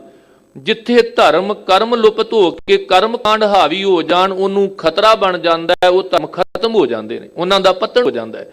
ਸੱਚਮੁੱਚ ਸਤਿਗੁਰੂ ਜੀ ਧਰਮ ਦੀ ਰਾਖੀ ਕਰਨ ਲਈ ਆਏ ਸਨ। ਜੇ ਖਾਲਸੇ ਦੀ ਸਾਜਨਾ ਕੀਤੀ ਤੇ ਸਪਸ਼ਟ ਕਰ ਦਿੱਤਾ ਕਿ ਧਰਮ ਸਥਾਪਨੇ ਕੋ ਦੁਸ਼ਟਨ ਕੇ ਖਾਪਨੇ ਕੋ ਖਾਲਸਾ ਬਣਾਇਓ ਹੈ। ਖਾਲਸਾ ਵੀ ਕਿਸੇ ਇੱਕ ਦਾ ਨਹੀਂ, ਖਾਲਸਾ ਰੱਬ ਦਾ ਤੇ ਖਾਲਸਾ ਸਭ ਦਾ। ਕਿਉਂਕਿ ਪ੍ਰਗਟਿਓ ਖਾਲਸਾ ਪਰਮਾਤਮ ਕੀ ਮੌਜ, ਇਹ ਪਰਮਾਤਮਾ ਦੀ ਮੌਜ ਵਿੱਚੋਂ ਪੈਦਾ ਹੋਇਆ। ਖਾਲਸਾ ਅਕਾਲ ਪੁਰਖ ਕੀ ਫੌਜ, ਤੇ ਜਿਵੇਂ ਫੌਜ ਸਮੁੱਚੇ ਦੇਸ਼ ਵਾਸੀਆਂ ਦੀ ਰਾਖੀ ਕਰ ਲਈ ਹੁੰਦੀ ਹੈ, ਉਹ ਕਿਸੇ ਇੱਕ ਫਿਰਕੇ ਦੀ ਰਾਖੀ ਨਹੀਂ ਕਰਦੀ। ਇਸ ਕਰਕੇ ਗਰੀਬ ਨਵਾਜ ਨੇ ਜਿਹੜੇ ਵੀ ਕਾਰਜ ਕੀਤੇ, ਚਾਹੇ ਆਨੰਦਪੁਰ ਸਾਹਿਬ ਦੀ ਧਰਤੀ ਤੇ ਵਿਦਿਆ ਦਰਬਾਰ, ਪੌਂਟਾ ਸਾਹਿਬ ਦੀ ਧਰਤੀ ਤੇ ਕਵੀ ਦਰਬਾਰ, ਤਖਤ ਸ੍ਰੀ ਦਮਦਮਾ ਸਾਹਿਬ ਤਲਵੰਡੀ ਸਾਬੋ ਗੁਰੂ ਕੀ ਕਾਂਸੀ ਦਾ ਆਗਾਜ਼ ਕਰਨਾ ਤੇ ਇਹ ਬਚਨ ਕਹਿਣੇ ਕਿ ਇਹ ਹੈ ਪ੍ਰਗਟ ਹਮਾਰੀ ਕਾਂਸ਼ੀ, ਪੜ੍ਹੈ ਇਹਾਂ ਢੋਰ ਮਤ ਰਾਸੀ, ਲੇਖ ਗੁਨੀ ਕਵਿੰਦ ਗਿਆਨੀ, ਬੁੱਧ ਸਿੰਧ ਹਵੈ ਇਹ ਤਾਨੀ, ਤਿੰਨ ਕੇ ਕਾਰਨ ਕਲਮ ਘੜ ਦੇਤ ਪ੍ਰਗਟ ਹਮ ਡਾਰ, ਸਿੱਖ ਸਖਾ ਇਤ ਪੜ੍ਹੇਂਗੇ ਹਮਰੇ ਕਈ ਹਜ਼ਾਰ। ਇਹ ਸੱਚਮੁੱਚ ਧਰਮ ਦਾ ਵਿਸਥਾਰ ਸੀ ਕਿ ਧਰਮ ਗਿਆਨ ਦੇ ਨਾਲ ਸੰਸਾਰ ਦੇ ਵਿੱਚ ਫੈਲਦਾ ਹੈ। ਤੇ ਗਰੀਬ ਨਵਾਜ ਜੀ ਨੇ, ਚਾਹੇ ਉਹ 52 ਕਵੀ ਸਨ, ਉਹਨਾਂ ਨੂੰ ਮਾਣ ਬਖਸ਼ਿਸ਼ ਕਰਕੇ ਜਿਹੜਾ ਸਿੱਖੀ ਸਿਧਾਂਤਾਂ ਦਾ ਧਰਮ ਦਾ ਫਲਸਫਾ ਸੀ ਉਹ ਦ੍ਰਿੜ ਕਰਵਾਇਆ। ਤੇ ਸਮੇਂ-ਸਮੇਂ ਗੁਰੂ ਨਾਨਕ ਸਾਹਿਬ ਜੀ ਦੇ ਸਿਧਾਂਤ ਨੂੰ ਪ੍ਰਾਣੀ ਮਾਤਰ ਤੱਕ ਪਹੁੰਚਾਉਣ ਵਾਸਤੇ ਸਤਿਗੁਰੂ ਜੀ ਨੇ ਕਈ ਤਰ੍ਹਾਂ ਦੀ ਵਿਚਾਰ ਚਰਚਾ, ਕਈ ਤਰ੍ਹਾਂ ਦੇ ਕਵੀ ਦਰਬਾਰ ਅਤੇ ਵਿਦਿਅਕ ਦਰਬਾਰ ਰਚਾ ਕੇ ਮਨੁੱਖੀ ਸਭਿਅਤਾ ਨੂੰ ਸਦਾ ਲਈ ਰਿਣੀ ਬਣਾ ਦਿੱਤਾ। ਔਰ ਇਹ ਸਭ ਤੋਂ ਵੱਡਾ ਧਰਮ ਸੀ ਕਿ ਮਨੁੱਖਤਾ ਦੇ ਲਈ, ਹੱਕ ਸੱਚ ਲਈ ਸਤਿਗੁਰਾਂ ਨੇ ਆਪਣਾ ਸਰਬੰਸ ਤੱਕ ਕੁਰਬਾਨ ਕਰ ਦਿੱਤਾ। ਤੇ ਸਭ ਕੁਝ ਗਰੀਬ ਨਵਾਜ ਜੀ ਨੇ ਕੁਰਬਾਨ ਕਰਕੇ ਸਰੀਰਕ ਤੌਰ ਤੇ ਗੁਰਿਆਈ ਖਾਲਸੇ ਨੂੰ ਬਖਸ਼ਿਸ਼ ਕੀਤੀ ਵੀ ਮੇਰਾ ਸਿੱਖ ਕਦੇ ਅਸਮਾਨ ਵੱਲ ਨਾ ਵੇਖੇ, ਵੀ ਕਦੋਂ ਕੋਈ ਪੈਗੰਬਰ ਨਬੀ ਜਾਂ ਅਵਤਾਰ ਧਾਰਨ ਕਰਕੇ ਆਵੇ ਤੇ ਮੈਂ ਉਹਨੂੰ ਸ਼ਰੀਰ ਕਰਕੇ ਮੰਨਾਂ। ਸਦਾ ਲਈ ਪੰਜਾਂ ਪਿਆਰਿਆਂ ਨੂੰ ਸਰੀਰਕ ਗੁਰਿਆਈ ਦੇ ਦਿੱਤੀ ਕਿ ਪੰਜ ਪਿਆਰੇ 1699 ਵਿੱਚ ਵੀ ਨੇ, ਪੰਜ ਪਿਆਰੇ ਉਦੋਂ ਵੀ ਨੇ ਜਦੋਂ ਚਮਕੌਰ ਸਾਹਿਬ ਦੀ ਗੜੀ ਵਿੱਚ ਯੁੱਧ ਹੁੰਦਾ ਹੈ, ਤੇ ਪੰਜ ਪਿਆਰੇ ਅੱਜ ਵੀ ਨੇ ਜਦੋਂ ਵੀ ਸਰੀਰਕ ਕਲਾ ਗੁਰੂ ਦੀ ਵਰਤਦੀ ਹੈ। ਪੰਜਾਂ ਪਿਆਰਿਆਂ ਵਿੱਚ ਜੁਗੋ ਜੁਗ ਅਟਲ। ਤੇ ਸਾਹਿਬ ਕਹਿਣ ਲੱਗੇ ਅੱਜ ਤੋਂ ਬਾਅਦ ਧੰਨ ਗੁਰੂ ਗ੍ਰੰਥ ਸਾਹਿਬ ਮਹਾਰਾਜ ਤੁਹਾਡੇ ਗੁਰੂ, ਗੁਰੂ ਜੋਤ ਗਿਆਨ ਧੰਨ ਗੁਰੂ ਗ੍ਰੰਥ ਸਾਹਿਬ ਜੀ ਵੀ ਜੁਗੋ ਜੁਗ ਅਟਲ। ਲੋਕ ਵੇਖਦੇ ਨੇ ਕਿ ਕਦੋਂ ਕੋਈ ਅਸਮਾਨ ਤੋਂ ਨਬੀ ਔਲੀਆ ਉਤਰੇ ਤੇ ਅਸੀਂ ਉਹਨੂੰ ਆਪਣਾ ਇਸ਼ਟ ਮੰਨੀਏ। ਸਾਨੂੰ ਖਾਲਸੇ ਨਾਲ ਖਾਲਸਾ ਮੇਰੋ ਇਸ਼ਟ ਸੁਹਿਰਦ, ਸਰੀਰਕ ਤੌਰ ਤੇ ਖਾਲਸੇ ਅੰਦਰ ਗੁਰੂ ਕਲਾ ਤੇ ਰੱਬੀ ਜੋਤ ਰੱਬੀ ਗਿਆਨ ਧੰਨ ਗੁਰੂ ਗ੍ਰੰਥ ਸਾਹਿਬ ਮਹਾਰਾਜ। ਜਦੋਂ ਪੰਜਾਂ ਪਿਆਰਿਆਂ ਤੋਂ ਅੰਮ੍ਰਿਤ ਛਕ ਕੇ ਗੁਰੂ ਕੀ ਬਾਣੀ ਨਾਲ ਜੁੜ ਜਾਈਏ, ਇਹਦੇ ਤੋਂ ਅੱਗੇ ਗੱਲ ਹੀ ਕੋਈ ਨਹੀਂ। ਕਿਉਂਕਿ ਇਸ ਤੇ ਉੱਪਰ ਨਹੀਂ ਵਿਚਾਰ, ਜਾਂਕੈ ਮਨ ਵਸਿਆ ਨਿਰੰਕਾਰ, ਇਹ ਲੋਕ ਸੁਖੀਏ ਪਰਲੋਕ ਸੁਹੇਲੇ, ਨਾਨਕ ਹਰ ਪ੍ਰਭ ਆਪੇ ਮੇਲੇ। ਜਿੱਥੇ ਸਾਈਂ ਬੁੱਲੇ ਸ਼ਾਹ ਨੇ ਕਿਹਾ ਨਾ ਕਹੂੰ ਅਬ ਕੀ ਨਾ ਕਹੂੰ ਕਬ ਕੀ, ਮੈਂ ਤੋਂ ਬਾਤ ਕਹੂੰ ਤਬ ਕੀ, ਅਗਰ ਨਾ ਹੋਤੇ ਗੁਰੂ ਗੋਬਿੰਦ ਸਿੰਘ ਤੋਂ ਸੁਨਤ ਹੋਤੀ ਸਭ ਕੀ। ਕਵੀ ਸੰਤੋਖ ਸਿੰਘ ਹੋਣਾ ਨੇ ਵੀ ਸਪਸ਼ਟ ਕੀਤਾ ਕਿ ਜੇ ਅੱਜ ਮੰਦਰਾਂ ਦੇ ਦਰਵਾਜ਼ੇ ਖੁੱਲੇ ਦਿਖਾਈ ਦਿੰਦੇ ਨੇ, ਜੇ ਠਾਕਰ ਦੁਆਰਿਆਂ ਵਿੱਚ ਪੂਜਾ ਹੋ ਰਹੀ ਹੈ, ਜੇ ਵੇਦਾਂ ਪੁਰਾਣਾਂ ਦੀ ਗੱਲ ਚੱਲ ਰਹੀ ਹੈ, ਤੇ ਸੱਚਮੁੱਚ ਗੁਰੂ ਗੋਬਿੰਦ ਸਿੰਘ ਮਹਾਰਾਜ ਦੇ ਸਦਕਾ, ਨਹੀਂ ਤੇ ਔਰੰਗਜ਼ੇਬ ਇਹ ਸਭ ਕੁਝ ਖਤਮ ਕਰਨ ਲੱਗਾ। ਇਹ ਕੋਈ ਅਤ ਕਥਨੀ ਨਹੀਂ ਹੈ। ਅੱਜ ਦਾ ਹਾਕਮ ਵੀ ਕਹਿੰਦਾ ਵੀ ਮੈਂ ਕੇਵਲ ਆਪਣੇ ਹਮ ਖਿਆਲੀਆਂ ਨੂੰ ਸਾਥ ਦੇਣਾ, ਦੂਜਿਆਂ ਨੂੰ ਨਹੀਂ। ਇਹ ਹੁੰਦਾ ਜਦੋਂ ਕੱਟੜਵਾਦੀ ਮੁਤਸਬੀ ਨੀਤੀ ਦਾ ਕੋਈ ਧਾਰਨੀ ਹੋਵੇ ਤੇ ਉਹ ਕਹਿੰਦਾ ਕੇਵਲ ਮੇਰੇ ਆਪਣੇ ਹੀ ਦਿਖਾਈ ਦੇਣੇ ਚਾਹੀਦੇ ਨੇ। ਔਰੰਗਜ਼ੇਬ ਕਹਿੰਦਾ ਸੀ ਮੈਂ ਕੇਵਲ ਇੱਕ ਧਰਮ ਦਾ ਬੋਲਬਾਲਾ ਰੱਖਣਾ, ਪਰ ਗੁਰੂ ਗੋਬਿੰਦ ਸਿੰਘ ਮਹਾਰਾਜ ਜੀ ਨੇ ਇਥੋਂ ਸੰਸਕ੍ਰਿਤੀ ਨੂੰ ਬੁਲੰਦ ਰੱਖਣ ਵਾਸਤੇ ਆਪਣਾ ਸਭ ਕੁਝ ਕੁਰਬਾਨ ਕਰ ਦਿੱਤਾ। ਕਵੀ ਸੰਤੋਖ ਸਿੰਘ ਜੀ ਲਿਖਦੇ ਨੇ, ਛਾਏ ਜਾਤੀ ਏਕਤਾ, ਇੱਕੋ ਧਰਮ ਦੀ ਗੱਲ ਰਹਿੰਦੀ, ਅਨੇਕਤਾ ਵਲਾਏ ਜਾਤੀ। ਕੋਈ ਨਾ ਕਹਿੰਦਾ ਵੀ ਮੈਂ ਮੁਸਲਮਾਨ ਤੋਂ ਬਿਨਾਂ ਹਿੰਦੂ ਹਾਂ, ਈਸਾਈ ਹਾਂ ਜਾਂ ਕੋਈ ਹੋਰ ਹਾਂ। ਕੇਵਲ ਇੱਕੋ ਧਰਮ ਦਾ ਬੋਲਬਾਲਾ ਹੁੰਦਾ ਜੇ ਗੁਰੂ ਗੋਬਿੰਦ ਸਿੰਘ ਜੀ ਪਰਉਪਕਾਰ ਨਾ ਕਰਦੇ। ਛਾਏ ਜਾਤੀ ਏਕਤਾ ਅਨੇਕਤਾ ਵਲਾਏ ਜਾਤੀ, ਹੋਵਤੀ ਕੁਚੀਲਤਾ ਕਤੇਬਨ ਕੁਰਾਨ ਕੀ। ਪਾਪ ਹੀ ਪਰਪੱਕ ਜਾਤੇ ਧਰਮ, ਤਸਕ ਜਾਤੇ ਵਰਨ ਗਰਕ ਜਾਤੇ, ਸਹਿਤ ਵਿਧਾਨ ਕੀ। ਦੇਵੀ ਦੇਵਾ ਦੇਹੁਰਾ ਸੰਤੋਖ ਸਿੰਘਾ ਦੂਰ ਹੋਤੇ, ਮਿਟ ਜਾਤੀ ਰੀਤ ਕਥਾ ਬੇਦਨ ਪੁਰਾਨ ਕੀ। श्री गुरु गोबिंद सिंह पावन पवन सूर, मूर्त ना होती जो पै करुणा निधान की। सतगुरां ने नीले दे शाह सवार बन के अमृत दे दाते सरबंस दानी हुंदियां सचमुच इन्हां बचनां दे मुताबक अपनी 42 साल की कुल उम्र दे विच बड़े परोपकार कीते। काज जगत मो आए हम ए काज जगत मो आए, काज जगत मो आए हम काज जगत मो आए, काज जगत मो आए हम काज जगत मो आए। धर्म हेत गुरदेव पठाए, धर्म हेत गुरदेव पठाए, धर्म हेत गुरदेव पठाए, धर्म हेत गुरदेव पठाए। हक हक आदेश, हक हक आदेश, हक हक आदेश, हक हक आदेश। गुरु गोबिंद सिंह, गुरु गोबिंद सिंह, गुरु गोबिंद सिंह, गुरु गोबिंद सिंह। बादशाह दरवेश, बादशाह दरवेश, बादशाह दरवेश, बादशाह दरवेश। गुरु गोबिंद सिंह, गुरु गोबिंद सिंह, गुरु गोबिंद सिंह, गुरु गोबिंद सिंह। फिर एक बार सारिया संगतां नूं सहबे कमाल धन गुरु गोबिंद सिंह महाराज जी दे प्रकाश गुरपुरब दीआं बहुत बहुत ਵਧਾਈਆਂ। आओ पावन मुख वाक की विचार नाल आपां सारे जुड़न का यतन करिए, क्योंकि अज समा 9 वजे तक है। 9 वजे PTC सिमरन ते सचखंड श्री हरमंदर साहिब तो जो अलौकिक जलाओ अते गुरबाणी कीर्तन का जिहड़ा प्रसारण है वो चलना है। इस तरह श्री अखंड पाठ साहिब जी की संपूर्णता हो के दिन भर विच दीवान सजने ने। आओ पावन मुख वाक दी विचार नाल सारे जुड़ना करिए। सतनाम श्री वाहिगुरु साहिब जी। सोरठ महला पहला ते तुकी, आसा मनसा बंदनी पहाई, कर्म धर्म बंधकारी। सतगुरु गुरु नानक पातशाह जी दे पावन अगमी वाक सोरठ राग दे अंदर साहिब सतगुरु श्री गुरु ग्रंथ साहिब महाराज जी दे पावन अंग 635 ਅਤੇ 636 ਤੇ ਸ਼ੋਭਨੀਕ ਹਨ। ਅਸ਼ਟਪਦੀ ਹੋਣ ਕਰਕੇ ਸ਼ਬਦ ਦੇ 8 ਪਦੇ ਨੇ ਤੇ ਤੁਕੀ ਦਾ ਮਤਲਬ ਹੈ ਕਿ ਇੱਕ ਇੱਕ ਪਦੇ ਵਿੱਚ 3-3 ਤੁਕਾਂ ਨੇ। ਰਹਾਉ ਵਾਲਾ ਬੰਦ ਜੋ ਸ਼ਬਦ ਦਾ ਅੰਤਰੀ ਭਾਵ ਹੈ ਉੱਥੇ ਕੇਵਲ 2 ਤੁਕਾਂ ਹਨ, ਜਿਹਦੇ ਵਿੱਚ ਸਤਿਗੁਰੂ ਜੀ ਉਸ ਧਾਰਮਿਕ ਆਗੂ ਨੂੰ ਜਿਹੜਾ ਇਹ ਸਮਝਦਾ ਵੀ ਹੋਇਆ ਕਿ ਫੋਕਟ ਕਰਮ ਧਰਮ ਦਾ ਕੋਈ ਲਾਭ ਨਹੀਂ, ਫਿਰ ਵੀ ਆਪਣੀ ਪੂਜਾ ਪ੍ਰਤਿਸ਼ਠਾ ਲਈ ਮੋਹ ਮਾਇਆ ਦੇ ਲਾਲਚ ਲਈ ਲੋਕਾਂ ਨੂੰ ਤਤ ਨਾਲ ਜੋੜਨ ਦੀ ਬਜਾਏ ਕਰਮ ਕਾਂਡਾਂ ਤੇ ਪਖੰਡਵਾਦ ਨਾਲ ਜੋੜ ਰਿਹਾ ਸੀ। ਸਾਹਿਬ ਜੀ ਨੇ ਉਹਨੂੰ ਸੰਬੋਧਨ ਕਰਕੇ ਇਹ ਬਚਨ ਕਹੇ ਨੇ, ਸੁਣ ਪੰਡਤ ਕਰਮਾਕਾਰੀ, ਹੇ ਧਰਮੀ ਪੁਰਸ਼, ਹੇ ਪੰਡਤ, ਹੇ ਕਰਮ ਕਾਂਡ ਕਰਨ ਵਾਲੇ ਤੇ ਕਰਾਉਣ ਵਾਲੇ, ਹੇ ਪੰਡਤ ਤੂੰ ਸੁਣ। ਜਿਤ ਕਰਮ ਸੁਖ ਊਪਜੈ ਭਾਈ, ਸੋ ਆਤਮ ਤਤ ਵਿਚਾਰੀ ਰਹਾਓ। ਤੂੰ ਅਨੇਕਾਂ ਕਰਮ ਕਾਂਡ ਫੋਕਟ ਕਰਮ ਧਰਮ ਕਰ ਰਿਹਾ ਕਰਵਾ ਰਿਹਾ, ਪਰ ਉਹ ਕਰਮ ਜਿਹਦੇ ਨਾਲ ਆਤਮਿਕ ਸੁਖ ਪੈਦਾ ਹੋਵੇ ਉਹ ਉੱਤਮ ਕਰਮ ਹੈ ਪਰਮਾਤਮਾ ਦੀ ਵਿਚਾਰ, ਉਹ ਹੈ ਸ਼ੁਭ ਗੁਣਾਂ ਦੀ ਸਿਫਤ ਸਲਾਹ। ਤੇ ਜਦੋਂ ਆਤਮ ਤਤ ਦਾ ਅਰਥ ਹੈ ਆਤਮਾ ਦੇ ਮੂਲ ਪਰਮਾਤਮਾ ਦੇ ਗੁਣਾਂ ਦੀ ਵਿਚਾਰ ਸਿਫਤ ਸਲਾਹ ਕਰੇਗਾ, ਪਰਮੇਸ਼ਰ ਦੇ ਨਾਮ ਨਾਲ ਜੋੜੇਗਾ, ਇਹ ਸਭ ਤੋਂ ਉੱਤਮ ਕਰਮ ਹੈ। ਨਾਨਕ ਕਹਿ ਘਰ ਕੇਵਲ ਨਾਮ, ਸਰਬ ਧਰਮ ਮਾਨੋ ਤੇ ਕੀਏ, ਜੇ ਪ੍ਰਭ ਕੀਰਤ ਗਾਈ।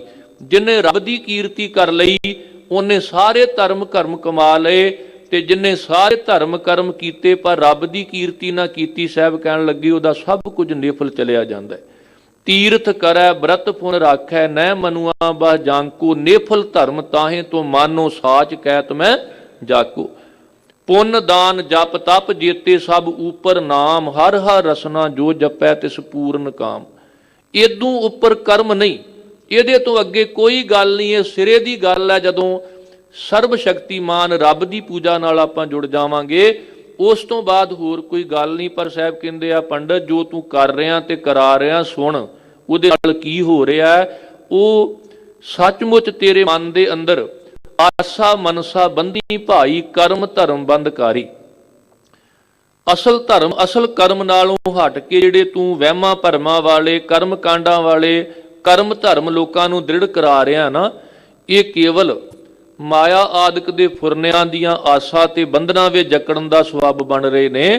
ਤੇ ਇਹ ਕਰਮ ਧਰਮ ਵੀ ਲੋਕਾਂ ਨੂੰ ਸੁਤੰਤਰ ਨਹੀਂ, ਆਜ਼ਾਦ ਨਹੀਂ, ਸਗੋਂ ਹੋਰ ਹੋਰ ਬੰਧਨਾਂ ਦੇ ਵਿੱਚ ਪਾਉਂਦੇ ਨੇ। ਕਿਉਂਕਿ ਬੰਧਨ ਕਰਮ ਧਰਮ ਹੋਂ ਕੀਆ, ਕੋਟ ਕਰਮ ਕਰੇ ਹੋਂ ਧਾਰੇ, ਸ਼ਰਮ ਪਾਵੈ ਸਗਲੇ ਬਿਰਥਾਰੇ। ਜਿਹੜੇ ਜਿਹੜੇ ਕਰਮ ਤੂੰ ਕੇਵਲ ਵਿਖਾਵੇ ਦੀ ਮਾਤਰ ਕਰਦਾ ਉਹ ਤੈਨੂੰ ਸਗੋਂ ਬੰਧਨਾਂ ਵਿੱਚ ਜਕੜ ਰਹੇ ਨੇ, ਤੈਨੂੰ ਸੁਤੰਤਰ ਨਹੀਂ ਕਰ ਰਹੇ। ਪਾਪ ਪੁੰਨ ਜਗ ਜਾਇਆ ਭਾਈ, ਬਿਨਸੈ ਨਾਮ ਵਿਸਾਰੀ। ਇਹਨਾਂ ਕਰਮ ਕਾਂਡਾਂ ਦੇ ਮੁਤਾਬਕ ਤੂੰ ਆਖ ਰਿਹਾ ਕਿ ਪਾਪ ਤੇ ਪੁੰਨ ਦੇ ਮੁਤਾਬਕ ਜਗਤ ਜਿਹੜੇ ਜੀਵ ਨੇ ਇਹ ਫਿਰ ਜਨਮ ਲੈ ਕੇ ਆਉਂਦੇ ਨੇ। ਪਰ ਅਗਲੀ ਗੱਲ ਤੂੰ ਸਮਝਦਾ ਨਹੀਂ ਕਿ ਜਦੋਂ ਇਹ ਪਰਮਾਤਮਾ ਦੀ ਸਿਫਤ ਸਲਾਹ ਨਾਮ ਨਾਲੋਂ ਟੁੱਟ ਜਾਂਦੇ ਨੇ ਤੇ ਫਿਰ ਬਿਨਸੈ ਨਾਮ ਵਿਸਾਰੀ, ਇਹ ਨਾਮ ਨੂੰ ਵਿਸਾਰ ਕੇ ਆਤਮਿਕ ਮੌਤੇ ਮਰਦੇ ਹਨ। ਭਾਵ ਇਹ ਜਿਹੜਾ ਆਵਾਗਮਨ ਹੈ ਕਿ ਆਵਾਗਮਨ ਹੋਤ ਹੈ ਫੁਨ ਫੁਨ, ਇੱਕ ਦਿਨ ਦੇ ਵਿੱਚ ਹੀ ਬੰਦਾ ਆਤਮਿਕ ਮੌਤੇ ਮਰਦਾ, ਇਹਨੂੰ ਆਤਮਿਕ ਜੀਵਨ ਮਿਲਦਾ। ਇਹਦੇ ਬਾਰੇ ਸੋਚ, ਕਿਉਂਕਿ ਜਦੋਂ ਤੂੰ ਕਰਮ ਕਾਂਡਾਂ ਨਾਲ ਜੋੜ ਦਿੰਦਾ ਤੇ ਆਤਮਿਕ ਤੱਤ ਜਿਹੜਾ ਮੂਲ ਹੈ ਜਗਤ ਦਾ ਉਹਦੀ ਸਿਫਤ ਸਲਾਹ ਤੋਂ ਲੋਕ ਹਟ ਜਾਂਦੇ ਨੇ। ਸੱਚਮੁੱਚ ਲੋਕਾਂ ਦਾ ਜੀਵਨ ਜਿਹੜਾ ਹੈ ਆਤਮਿਕ ਤੌਰ ਤੇ ਖਤਮ ਹੋ ਜਾਂਦਾ ਹੈ। ਇਹ ਮਾਇਆ ਜਗ ਮੋਹਣੀ ਭਾਈ, ਕਰਮ ਸਭੇ ਵੇਕਾਰੀ। ਜਿਸ ਮਾਇਆ ਦੀ ਖਾਤਰ ਤੂੰ ਲੋਕਾਂ ਨੂੰ ਵਹਿਮਾਂ ਭਰਮਾਂ ਵਿੱਚ ਪਾ ਰਿਹਾ, ਤੂੰ ਸੋਚਦਾ ਵੀ ਜੇ ਸੱਚ ਧਰਮ ਦ੍ਰਿੜ ਕਰਾ ਦਿੱਤਾ ਤੇ ਫਿਰ ਮੇਰਾ ਹਲਵਾ ਮੰਡਾ, ਮੇਰੀ ਪੂਜਾ ਪ੍ਰਤਿਸ਼ਠਾ ਕਿਵੇਂ ਚੱਲੇਗੀ। ਸਭ ਕਹਿੰਦੇ ਇਸ ਮੋਹਣੀ ਮਾਇਆ ਨੇ, ਇਸ ਮਮਤਾ ਦੇ ਵਿੱਚ ਪੈ ਕੇ ਜਿਹੜੇ ਤੂੰ ਕਰਮ ਕਰ ਰਿਹਾ ਨਾ, ਇਹ ਕਰਮ ਸਭੇ ਵਿਕਾਰੀ, ਇਹ ਵੀ ਸਾਰੇ ਵਿਕਾਰ ਚਲੇ ਜਾਂਦੇ ਨੇ ਕਿਉਂਕਿ ਇਹ ਫੋਕਟ ਕਰਮ ਨੇ। ਇਹਨਾਂ ਵਿੱਚੋਂ ਤੈਨੂੰ ਤੱਤ ਜਿਹੜਾ ਹੈ ਅਸਲੀਅਤ ਜਿਹੜੀ ਹੈ ਉਹ ਪ੍ਰਾਪਤ ਨਹੀਂ ਹੋਣੀ। ਸੁਣ ਪੰਡਤ ਕਰਮਾਕਾਰੀ, ਹੇ ਕਰਮਾਕਾਰੀ, ਹੇ ਕਰਮ ਕਾਂਡ ਕਰਨ ਵਾਲੇ ਤੇ ਕਰਾਉਣ ਵਾਲੇ ਪੰਡਤ ਤੂੰ ਸੁਣ। ਜਿਤ ਕਰਮ ਸੁਖ ਉਪਜੈ ਭਾਈ, ਸੋ ਆਤਮ ਤਤ ਵਿਚਾਰੀ। ਜਿਸ ਕਰਮ ਦੇ ਨਾਲ ਆਤਮਿਕ ਸੁਖ ਆਤਮਿਕ ਆਨੰਦ ਪ੍ਰਗਟ ਹੁੰਦਾ ਹੈ ਉਹ ਹੈ ਆਤਮਾ ਦੇ ਮੂਲ ਪਰਮਾਤਮਾ ਦੇ ਨਾਮ ਦੀ ਵਿਚਾਰ। ਤੂੰ ਸਿਫਤ ਸਲਾਹ ਪਰਮੇਸ਼ਰ ਦੇ ਨਾਮ ਦੀ ਵਿਚਾਰ ਵਿੱਚ ਆਪ ਜੁੜ ਤੇ ਦੂਜਿਆਂ ਨੂੰ ਵੀ ਜੋੜ। ਸਤਿਗੁਰਾਂ ਨੇ ਡੰਕੇ ਦੀ ਚੋਟ ਤੇ ਬਚਨ ਕਹੇ ਨੇ, ਚਾਰ ਪੁਕਾਰੈ ਨਾ ਤੂੰ ਮਾਨੈ, ਖਟ ਵੀ ਏਕਾ ਬਾਤ ਵਖਾਨੈ, 10 ਅਸ਼ਟੀ ਮਿਲ ਏਕੋ ਕਹਿਆ, ਤਾਂ ਵੀ ਜੋਗੀ ਭੇਦ ਨ ਲਿਆ। ਤੈਨੂੰ ਪਤਾ ਬੇਦਾਂ ਮੈਂ ਨਾਮ ਉੱਤਮ ਸੋ ਸੁਣੈ, ਨਾਹੀ ਫਿਰੈ ਜਿਉ ਬਿਤਾਲਿਆ। ਤੈਨੂੰ ਇਹ ਪਤਾ ਵੀ ਕਰਮ ਕਾਂਡਾਂ ਦੇ ਵਿੱਚੋਂ ਪਰਮੇਸ਼ਰ ਦਾ ਨਾਮ ਉੱਤਮ ਹੈ, ਪਰ ਤੂੰ ਬਿਤਾਲਾ ਹੋ ਕੇ ਤਾਲ ਤੋਂ ਖੁੰਝ ਕੇ ਕਰਮ ਕਾਂਡਾਂ ਵਿੱਚ ਪਿਆ ਹੋਇਆ ਤੇ ਦੂਜਿਆਂ ਨੂੰ ਵੀ ਸੱਚ ਧਰਮ ਨਾਲ ਨਹੀਂ ਜੋੜ ਰਿਹਾ। ਇਵੇਂ ਫਿਰ ਸਾਹਿਬ ਕਹਿ ਰਹੇ ਨੇ ਤੇਰਾ ਜੀਵਨ ਜਿਹੜਾ ਹੈ ਉਹ ਵਿਅਰਥ ਚਲਿਆ ਜਾਵੇਗਾ। ਬਾਹਮਣ ਬਿਰਥਾ ਗਇਓ ਜਨਮ, ਜਿਨ ਕੀਤੋ ਸੋ ਵਿਸਰੈ। ਜਿਨਨੇ ਤੈਨੂੰ ਕੀਤਾ, ਜਿਨਨੇ ਤੈਨੂੰ ਪੈਦਾ ਕਰਕੇ ਸੰਸਾਰ ਤੇ ਭੇਜਿਆ, ਉਹਨੂੰ ਤੂੰ ਵਿਸਾਰ ਦਿੱਤਾ। ਬਾਹਮਣ ਪੰਡਤ ਹੋ ਕੇ ਵੀ ਤੇਰਾ ਜਨਮ ਵਿਅਰਥ ਚਲਿਆ ਗਿਆ, ਕਿਉਂਕਿ ਤੂੰ ਉਸ ਰੱਬ ਨਾਲ ਨਾ ਜੁੜਿਆ ਤੇ ਨਾ ਜੋੜਿਆ। ਇਹ ਸੱਚ ਹੈ ਕਿ ਕਰਮਕਾਂਡ ਪਖੰਡਵਾਦ ਉਸ ਬ੍ਰਾਹਮਣ, ਉਸ ਪੰਡਤ ਨੂੰ ਪਤਾ ਹੈ ਫੋਕਟ ਹੈ, ਪਰ ਉਹ ਦੂਜਿਆਂ ਨੂੰ ਦੱਸ ਨਹੀਂ ਰਿਹਾ। ਸਾਹਿਬ ਕਹਿ ਰਹੇ ਨੇ ਐਵੇਂ ਆਪ ਵੀ ਤੂੰ ਖੁਆਰ ਹੋਵੇਂਗਾ, ਦੂਜਿਆਂ ਨੂੰ ਵੀ ਖੁਆਰ ਕਰੇਂਗਾ।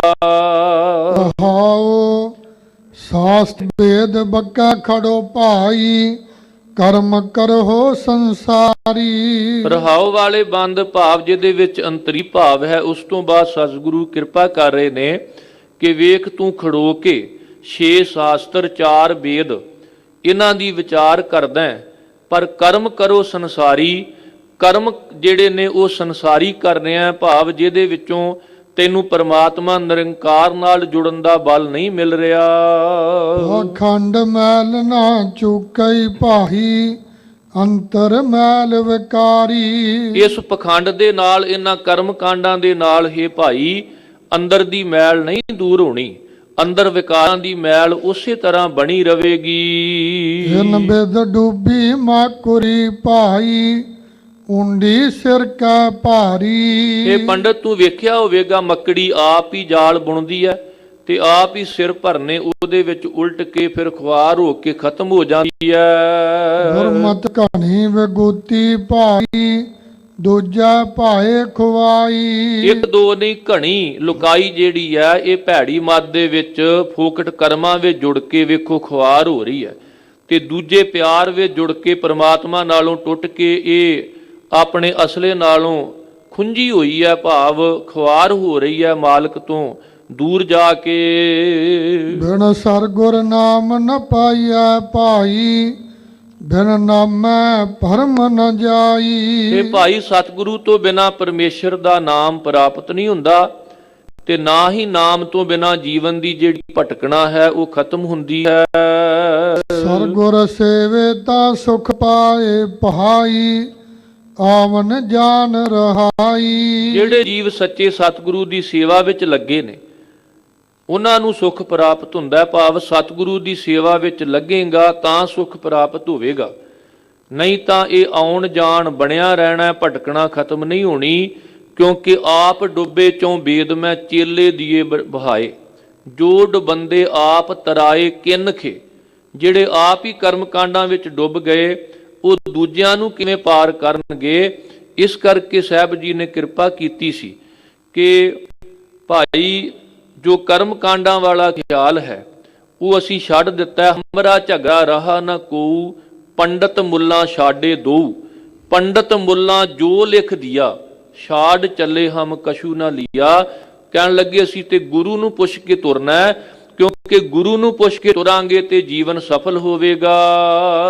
ਸਾਚ ਸਹਜ ਗੁਰ ਤੇ ਉਪਜੈ ਭਾਈ, ਮਨ ਨਿਰਮਲ ਸਾਚ ਸਮਾਈ। ਸਦਾ ਥਿਰ ਰਹਿਣ ਵਾਲੀ ਅਡੋਲਤਾ ਗੁਰੂ ਤੋਂ ਪ੍ਰਾਪਤ ਹੁੰਦੀ ਹੈ, ਤੇ ਇਹ ਮਨ ਸਦਾ ਲਈ ਨਿਰਮਲ ਹੋ ਕੇ ਫਿਰ ਸੱਚੇ ਰੱਬ ਵਿੱਚ ਸਮਾ ਜਾਂਦਾ ਹੈ, ਜੁੜ ਜਾਂਦਾ। ਕਿਉਂਕਿ ਪਰਮਾਤਮਾ ਨਿਰਮਲ ਹੈ, ਉਹਦੇ ਵਿੱਚ ਮੈਲੇ ਕੁਚੈਲੇ ਜੀਵ ਲੀਨ ਨਹੀਂ ਹੋ ਸਕਣਗੇ। ਤੇ ਮੈਲ ਕਿਹੜੀ ਹੈ?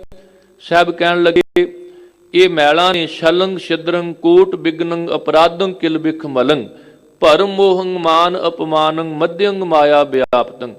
ਕਿਸੇ ਨਾਲ ਛਲ ਕਰਨਾ, ਧੋਖਾ ਕਰਨਾ, ਨਿੰਦਿਆ ਕਰਨੀ, ਇਹ ਮੈਲਾਂ ਸਾਨੂੰ ਅੰਦਰ ਤੋਂ ਮੈਲੀਆਂ ਰੱਖਦੀਆਂ ਨੇ। ਤੇ ਸਭ ਤੋਂ ਵੱਡੀ ਮੈਲ ਕਿਹੜੀ ਹੈ? ਇਹ ਮਨ ਮੈਲਾ ਇੱਕ ਨਾ ਧਿਆਏ। ਜਦੋਂ ਇੱਕ ਨਾਲ ਅਸੀਂ ਨਹੀਂ ਜੁੜਦੇ ਉਦੋਂ ਅਸੀਂ ਅੰਦਰੋਂ ਮੈਲੇ ਹੋ ਜਾਂਦੇ ਹਾਂ। ਕਿਉਂਕਿ ਜਿਨ੍ਹਾਂ ਨਾਲ ਅਸੀਂ ਜੁੜਨ ਦਾ ਯਤਨ ਕਰਾਂਗੇ, ਸਾਹਿਬ ਕਹਿੰਦੇ ਮੈਲਾ ਬ੍ਰਹਮਾ ਮੈਲਾ ਇੰਦ, ਉਹ ਤਾਂ ਆਪ ਖੁਦ ਮੈਲੇ ਨੇ। ਕਿਸੇ ਨੂੰ ਜੁਜ ਮੈਂ ਜੋਰ ਛਲੀ ਚੰਦਰਾਵਲ ਕਾਨ ਕ੍ਰਿਸ਼ਨ ਜਾਦਮ ਭਇਆ, ਬ੍ਰਹਮਾ ਵੱਡਾ ਅਖਾਇੰਦਾ ਸਰਸਤੀ ਰੂਪ ਵੇਖ ਲੁਭਾਣਾ। ਉਹਨਾਂ ਨੂੰ ਤੇ ਆਪ ਮੈਲ ਲੱਗੀ ਹੋਈ ਹੈ। ਬ੍ਰਹਮਾ ਆਪਣੀ ਪੁੱਤਰੀ ਸਰਸਵਤੀ ਦੇ ਰੂਪ ਤੇ ਲੁਭਾਇਮਾਨ ਹੋ ਗਿਆ। ਕ੍ਰਿਸ਼ਨ ਜੀ ਨੇ ਪਾਰਜਾਤ ਗੋਪੀ ਨਾਲ ਛਲ ਕੀਤਾ। ਸਾਹਿਬ ਕਹਿੰਦੇ ਇਹ ਛਲ ਛਿਦਰ ਦੀਆਂ ਮੈਲਾਂ ਲੱਗੀਆਂ ਹੋਈਆਂ ਨੇ। ਮੈਲਿਆਂ ਨੂੰ ਪੂਜਣ ਨਾਲ ਨਿਰਮਲ ਨਹੀਂ ਹੋਵੋਗੇ। ਉਹ ਨਿਰਮਲ ਸੋ ਨਿਰਮਲ, ਨਿਰਮਲ ਹਰ ਗੁਣ ਗਾਵੇ। ਤੇ ਨਿਰਮਲ ਇੱਕੋ ਪਰਮਾਤਮਾ ਹੀ ਆ, ਜਿਹਨੂੰ ਮੈਲ ਨਹੀਂ ਲੱਗਦੀ। ਉਹਦੇ ਨਾਲ ਜੁੜ ਕੇ ਨਿਰਮਲ ਹੋਵਾਂਗੇ। ਜਿਵੇਂ ਭਾਈ ਸਾਹਿਬ ਭਾਈ ਵੀਰ ਸਿੰਘ ਹੋਣਾ ਨੇ ਇੱਕ ਦਿਨ ਕਿਸੇ ਹਲਵਾਈ ਦੀ ਦੁਕਾਨ ਤੇ ਗਏ ਕੀ ਵੇਖਿਆ ਕਿ ਕੋਲਾ ਅੱਗ ਵਿੱਚ ਪਿਆ, ਲਾਲ ਸੁਰਖ ਰੰਗ, ਉੱਪਰ ਨੂੰ ਉਛਲਿਆ ਤੇ ਭੁੜ ਕੇ ਧਰਤੀ ਤੇ ਡਿੱਗ ਪਿਆ। ਅੱਗ ਤੋਂ ਵੱਖ ਹੋਣ ਦੀ ਦੇਰ ਸੀ, ਬਿਲਕੁਲ ਕਾਲਾ ਸ਼ਾਹ ਹੋ ਗਿਆ। ਭਾਈ ਸਾਹਿਬ ਨੇ ਕੋਲਾ ਠੰਡਾ ਹੋਇਆ, ਉਹਨੂੰ ਚੁੱਕਿਆ, ਕਾਗਜ਼ ਵਿੱਚ ਲਪੇਟ ਕੇ ਜੇਬ ਵਿੱਚ ਪਾ ਕੇ ਘਰੇ ਲੈ ਆਏ। ਕਹਿਣ ਲੱਗੇ ਵੀ ਅੱਜ ਇੱਕ ਤਜਰਬਾ ਕਰਦੇ ਹਾਂ। ਇਹ ਕੋਲਾ ਲਾਲ ਰੰਗ ਦਾ ਸੀ, ਕਾਲਾ ਹੋ ਗਿਆ। ਵਧੀਆ ਤੋਂ ਵਧੀਆ ਅੰਗਰੇਜ਼ੀ ਸਾਬਣ ਖਰੀਦ ਕੇ ਲਿਆਂਦੇ, ਦੁੱਧ ਵਿੱਚ ਧੋਤਾ, ਦਹੀਂ ਵਿੱਚ ਮਲਿਆ, ਖੁੰਬ ਚਾੜ ਕੇ ਉਹਨੂੰ ਪਾ ਦੇ ਕੇ ਲਾਲ ਸੁਰਖ ਰੰਗ ਵਿੱਚ ਵੀ ਡੋਬਿਆ, ਪਰ ਉਹ ਅੱਗੇ ਤੋਂ ਵੀ ਕਾਲਾ ਹੋ ਗਿਆ।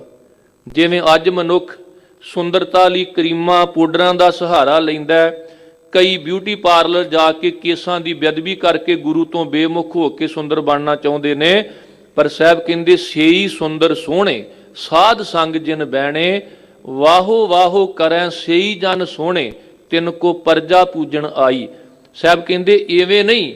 ਭਾਈ ਵੀਰ ਸਿੰਘ ਹੋਣਾ ਨੇ ਤਜਰਬਾ ਲੋਕਾਂ ਦੇ ਸਾਹਮਣੇ ਰੱਖਿਆ ਕਿ ਜੇ ਕੋਲੇ ਨੂੰ ਤੁਸੀਂ ਕਾਲਖ ਤੋਂ ਬਚਾ ਕੇ ਫਿਰ ਲਾਲ ਸੁਰਖ ਰੰਗ ਵਿੱਚ ਤਬਦੀਲ ਕਰਨਾ, ਪਹਿਲਾਂ ਕਾਰਨ ਲੱਭੋ ਵੀ ਕਾਲਾ ਹੋਇਆ ਕਿਉਂ ਹੈ। ਉਹ ਆਪਣੇ ਧੁਰੇ ਨਾਲੋਂ, ਆਪਣੇ ਕੇਂਦਰ ਅੱਗ ਨਾਲੋਂ ਵਿਛੜਿਆ। ਕੋਈ ਲੋੜ ਨਹੀਂ ਇਹਨੂੰ ਸਾਬਣ ਵਿੱਚ ਧੋਣ ਦੀ, ਲਾਲ ਰੰਗ ਵਿੱਚ ਰੰਗਣ ਦੀ, ਦੁੱਧ ਦਹੀਂ ਵਿੱਚ ਮਾਂਜਣ ਦੀ। ਇਹਨੂੰ ਚੁੱਕ ਕੇ ਇਹਦੇ ਧੁਰੇ ਨਾਲ ਮਿਲਾ ਦਿਓ, ਇਹਦਾ ਪਹਿਲਾ ਰੰਗ ਵਾਪਸ ਆ ਜਾਵੇਗਾ। ਉਹਨਾਂ ਨੇ ਬੋਲ ਕੇ ਸਾਬਣ ਲਾਲਾ ਧੋਤਾ ਕੋਇਲਾ, ਦੁੱਧ ਦਹੀਂ ਵਿੱਚ ਪਾਇਆ, ਖੁੰਬ ਚਾੜ ਰੰਗਣ ਵੀ ਧਰਿਆ, ਰੰਗ ਨਾ ਉਸੇ ਵਟਾਇਆ। ਵਿਛੜ ਕੇ ਕਾਲਖ ਸੀ ਆਈ, ਅਸੀਂ ਰੱਬ ਤੋਂ ਵਿਛੜ ਕੇ ਅੰਦਰੋਂ ਮੈਲੇ ਹੋਏ ਹਾਂ। ਵਿਛੜ ਕੇ ਕਾਲਖ ਸੀ ਆਈ, ਬਿਨ ਮਿਲਿਆ ਨਹੀਂ ਲੈਂਦੀ। ਇਹ ਕਾਲਖ, ਇਹ ਅੰਦਰ ਦਾ ਕਾਲਾਪਨ ਉਦੋਂ ਤੱਕ ਦੂਰ ਨਹੀਂ ਹੋਵੇਗਾ ਜਦੋਂ ਤੱਕ ਰੱਬ ਨਾਲ ਨਹੀਂ ਜੁੜਦੇ। ਵਿਛੜ ਕੇ ਕਾਲਖ ਸੀ ਆਈ, ਬਿਨ ਮਿਲਿਆ ਨਹੀਂ ਲੈਂਦੀ, ਅੰਗ ਅੱਗ ਦੇ ਲਾ ਕੇ ਵੇਖੋ ਚੜ੍ਹਦਾ ਰੂਪ ਸਵਾਇਆ। ਕਹਿੰਦੇ ਬਸ ਉਸ ਰੱਬ ਨਾਲ ਜੁੜ ਜਾਓ, ਪਵਿੱਤਰ ਹੋ ਜਾਵੋਗੇ। ਗੁਰ ਸੇਵੇ ਸੋ ਬੂਝੈ ਪਹਾਈ, ਗੁਰ ਬਿਨ ਮਗ ਨਾ ਪਾਈ। ਜਿਹੜੇ ਗੁਰੂ ਦੀ ਸੇਵਾ ਵਿੱਚ ਲੱਗਦੇ ਹੈ ਭਾਈ, ਉਹ ਇਸ ਤੱਤ ਨੂੰ ਬੁੱਝਦੇ ਨੇ ਤੇ ਗੁਰੂ ਤੋਂ ਬਿਨਾ ਅਸਲੀ ਮਗ, ਅਸਲੀ ਰਸਤਾ ਜਿਹੜਾ ਉਹਨਾਂ ਨੂੰ ਪ੍ਰਾਪਤ ਨਹੀਂ ਹੁੰਦਾ। ਜਿਸ ਅੰਤਰ ਲੋਭ ਕੇ ਕਰਮ ਕਮਾਵੇ ਭਾਈ, ਕੂੜ ਬੋਲ ਬਿਖ ਖਾਈ। ਇਹਦੇ ਅੰਦਰ ਲੋਭ ਲਾਲਚ ਹੈ, ਉਹ ਕੀ ਕਰਮ ਕਰਦਾ ਭਾਵ ਉਹਦੇ ਕਰਮ ਧਰਮ ਦਾ ਕੋਈ ਫਾਇਦਾ ਨਹੀਂ। ਕਿਉਂਕਿ ਬਾਹਰ ਗਿਆਨ ਧਿਆਨ ਇਸ਼ਨਾਨ, ਅੰਤਰ ਵਿਆਪੈ ਲੋਭ ਸਵਾਨ। ਸਭ ਕਹਿਣ ਲੱਗੇ ਉਹ ਝੂਠ ਬੋਲ ਕੇ ਜ਼ਹਿਰ ਖਾ ਰਿਹਾ ਹੈ। ਪੰਡਤ ਦਹੀਂ ਵਲੋਈਆ ਭਾਈ, ਵਿੱਚੋਂ ਨਿਕਲਾ ਤੱਥ। ਇਹ ਪੰਡਤ ਹੈ ਭਾਈ, ਜੇ ਦਹੀਂ ਨੂੰ ਰਿੜਕਾਂਗੇ ਤੇ ਵਿੱਚੋਂ ਮੱਖਣ ਨਿਕਲੇਗਾ, ਤੇ ਜੇ ਕੋਈ ਪਾਣੀ ਨੂੰ ਰਿੜਕਣ ਲੱਗ ਪਵੇ ਤਾਂ ਉੱਥੋਂ ਕੀ ਮਿਲਣਾ।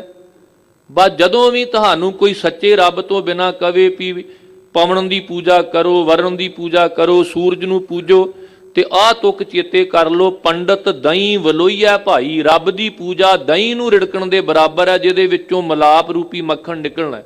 ਤੇ ਬਾਕੀ ਫੋਕਟ ਕਰਮ ਜਿਹੜੇ ਨੇ ਉਹਨਾਂ ਦਾ ਕੋਈ ਲਾਭ ਨਹੀਂ ਹੈ। ਸਾਹਿਬ ਨੇ ਉਦਾਹਰਨ ਦਿੱਤੀ, ਪੰਡਤ ਦਹੀਂ ਵਲੋਈਆ ਭਾਈ, ਵਿੱਚੋਂ ਨਿਕਲਿਆ ਤੱਥ।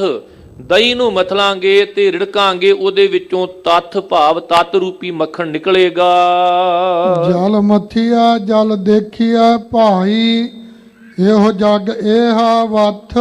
ਪਰ ਪਾਣੀ ਨੂੰ ਮਥੀਏ, ਪਾਣੀ ਨੂੰ ਰਿੜਕੀਏ ਤੇ ਪਾਣੀ ਦੇਖਾਂਗੇ ਨਾ, ਪਾਣੀ ਵਿੱਚੋਂ ਕਦੇ ਮੱਖਣ ਥੋੜਾ ਨਿਕਲਣਾ। ਮਿਹਨਤ ਤਾਂ ਪਾਣੀ ਨੂੰ ਰਿੜਕਣ ਵਾਲਾ ਵੀ ਕਰ ਰਿਹਾ। ਜਿਹੜਾ ਰੱਬ ਦੀ ਪੂਜਾ ਛੱਡ ਕੇ ਕਰਮ ਕਾਂਡ ਕਰਦਾ, ਬੜੀ ਮਿਹਨਤ ਕਰਦਾ, ਪਰ ਉਹ ਮਿਹਨਤ ਕੇਵਲ ਥਕਾਵਟ ਬਣ ਜਾਂਦੀ ਹੈ, ਉਹਨੂੰ ਪ੍ਰਾਪਤ ਕੁਝ ਨਹੀਂ ਹੁੰਦਾ। ਜਲ ਮਥੀਆ ਜਲ ਦੇਖਿਆ ਭਾਈ, ਇਹ ਜਗ ਇਹਾ ਵੱਥ। ਬਿਲਕੁਲ ਜਿਵੇਂ ਪਾਣੀ ਨੂੰ ਰਿੜਕਣ ਵਾਲਾ ਪਾਣੀ ਪ੍ਰਾਪਤ ਕਰੇਗਾ, ਜਗਤ ਦੇ ਵਿੱਚ ਬਹੁਤੇ ਜੀਵ ਦੁੱਧ ਰੂਪੀ ਦਹੀਂ ਰੂਪੀ ਪਰਮਾਤਮਾ ਦੀ ਬੰਦਗੀ ਕਰਨ ਦੀ ਬਜਾਏ ਤਤ ਰੂਪੀ ਮੱਖਣ ਨੂੰ ਪ੍ਰਾਪਤ ਕਰਨ ਲਈ ਫੋਕਟ ਕਰਮ ਕਾਂਡਾਂ ਦਾ ਪਾਣੀ ਹੀ ਪ੍ਰਾਪਤ ਕਰ ਰਹੇ ਨੇ। ਇਹ ਜਗ ਇਹਾ ਵੱਥ। ਜਗਤ ਦੇ ਹੱਥਾਂ ਵਿੱਚ ਇਹੋ ਵਸਤੂ ਭਾਵ ਪਾਣੀ ਆ ਰਿਹਾ ਹੈ, ਤਤ ਰੂਪੀ ਮੱਖਣ ਨਹੀਂ ਆ ਰਿਹਾ। ਗੁਰਬਿਨ ਭਰਮ ਵਗੁਚਿਆ ਭਾਈ, ਘਟ ਘਟ ਦਿਓ ਅਲਖ। ਗੁਰੂ ਤੋਂ ਬਿਨਾ ਭਟਕਣਾ ਦੇ ਵਿੱਚ ਪੈ ਕੇ ਖੁਆਰ ਹੀ ਹੋਈਦਾ ਹੈ ਭਾਈ। ਹਰ ਹਿਰਦੇ ਦੇ ਵਿੱਚ ਜਿਹੜਾ ਪ੍ਰਕਾਸ਼ ਰੂਪੀ ਪਰਮਾਤਮਾ ਹੈ, ਉਹਦੇ ਨਾਲ ਜੁੜਿਆ ਹੀ ਭਟਕਣਾ ਮੁੱਕਦੀ ਹੈ। ਇਹੋ ਜਗ ਤਾਗੋ ਸੂਤ ਕੋ ਭਾਈ, ਦਹ ਦਿਸ ਬਾਧੋ ਮਾਏ। ਇਹ ਭਾਈ ਇਹ ਜਗਤ ਇੱਕ ਸੂਤਰ ਧਾਗੇ ਦੀ ਤਰ੍ਹਾਂ ਜਿਹਨੂੰ ਦਸ਼ਾਂ ਦਿਸ਼ਾਵਾਂ ਵਿੱਚ ਮੋਹ ਮਾਇਆ ਦੀਆਂ ਗੰਢਾਂ ਦਿੱਤੀਆਂ ਨੇ।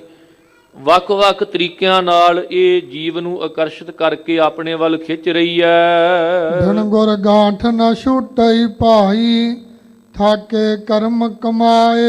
ਗੁਰੂ ਤੋਂ ਬਿਨਾ ਇਹ ਗੰਢਾਂ ਨਹੀਂ ਖੁੱਲਦੀਆਂ ਤੇ ਲੋਕ ਥੱਕ ਗਏ ਨੇ ਵਹਿਮ ਭਰਮ ਤੇ ਕਰਮ ਕਾਂਡ ਪਖੰਡਵਾਦ ਕਰਦਿਆਂ।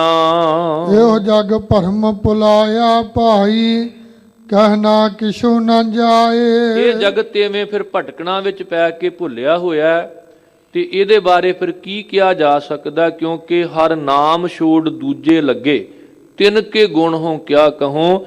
ਕੀ ਕਹੀਏ ਉਹਨਾਂ ਦੇ ਬਾਰੇ, ਭਾਵ ਉਹਨਾਂ ਬਾਰੇ ਕਹਿਣ ਲੱਗਿਆਂ ਵੀ ਸ਼ਰਮ ਆਉਂਦੀ ਆ ਜਿਹੜੇ ਰੱਬ ਤੋਂ ਟੁੱਟ ਕੇ ਕਰਮ ਕਾਂਡਾਂ ਵਿੱਚ ਪਖੰਡਵਾਦ ਵੱਲ ਪਏ ਨੇ। ਕਿਉਂਕਿ ਸੱਚਮੁੱਚ ਮੈਂ ਪਹਿਲਾਂ ਵੀ ਉਦਾਹਰਨ ਦਿੱਤੀ ਹੈ ਵੀ ਜੇ ਜਿਉਂਦੇ ਜਾਗਦੇ ਲਾੜੇ ਨਾਲ ਲਾਵਾਂ ਫੇਰਾ ਹੋ ਰਹੇ ਹੋਣ ਤੇ ਕੋਈ ਦੋ ਚਾਰ ਗੱਲਾਂ ਕਹੀਆਂ ਜਾ ਸਕਦੀਆਂ, ਤੇ ਜੇ ਕੋਈ ਮੁਰਦੇ ਨਾਲ ਹੀ ਲਾਵਾਂ ਲੈਣ ਲੱਗ ਪਏ ਤੇ ਕੀ ਕਹਿਣਾ।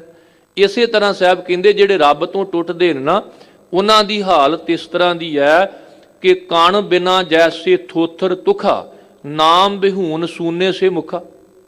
ਗੁਰਬਾਣੀ ਵਿੱਚ ਇਹ ਵੀ ਉਦਾਹਰਨ ਦਿੱਤੀ ਹੈ ਕਿ ਕੋਈ ਵਿਦਿਆਰਥੀ ਲਾਇਬ੍ਰੇਰੀ ਵਿੱਚ ਬੈਠ ਕੇ ਕਿਤਾਬਾਂ ਪੜ੍ਹੇ ਤੇ ਮੰਨਿਆ ਜਾ ਸਕਦਾ ਹੈ ਵੀ ਉਹਨੂੰ ਕਿਸੇ ਵੀਸੀ ਨੇ ਡੀਨ ਨੇ ਆ ਕੇ ਡਿਗਰੀ ਜਿਹੜੀ ਹੈ ਪ੍ਰਦਾਨ ਕਰਨੀ ਹੈ, ਪਰ ਕੋਈ ਚੂਹਾ ਸਾਰੀ ਰਾਤ ਜਾਗ ਕੇ ਕਿਤਾਬਾਂ ਟੁੱਕ ਕੇ ਢੇਰ ਲਾ ਦੇਵੇ ਤੇ ਉਹਨੂੰ ਕਦੇ ਡਿਗਰੀ ਮਿਲਦੀ ਹੈ। ਇਹ ਲੋਕ ਜਿਹੜੇ ਕਰਮ ਕਾਂਡ ਨੇ ਚੂਹੇ ਦੇ ਕਾਗਜ਼ ਟੁੱਕਣ ਦੀ ਤਰ੍ਹਾਂ ਕੰਮ ਕਰ ਰਹੇ ਨੇ। ਸਾਹਿਬ ਜੀ ਨੇ ਬਚਨ ਕਹੇ ਸਾਕਤ ਕੀ ਅਵਰਦਾ ਜਾਏ ਬਰਥਾਰੀ ਜੈਸੇ ਕਾਗਜ਼ ਕੇ ਭਾਰ ਮੂਸਾ ਟੂਕ ਗਵਾਵਤ ਕਾਮ ਨਹੀਂ ਗਵਾਰੀ। ਗੁਰੂ ਕਲਗੀਧਰ ਪਾਤਸ਼ਾਹ ਨੇ ਵੀ ਸਿੱਖਿਆ ਦਿੱਤੀ ਜਿਹੜੇ ਧਰਮ ਦੇ ਨਾਂ ਤੇ ਪਖੰਡ ਕਰਕੇ ਲੋਕਾਂ ਨੂੰ ਲੁੱਟਦੇ ਨੇ ਨਾ। ਸਾਹਿਬ ਕਹਿੰਦੇ ਕਾਹੇ ਕੋ ਡਿੰਬ ਕਰੈ ਮਨ ਮੂਰਖ ਡਿੰਬ ਕਰੈ ਆਪਣੀ ਪੱਤ ਖਵੈ ਹੈ।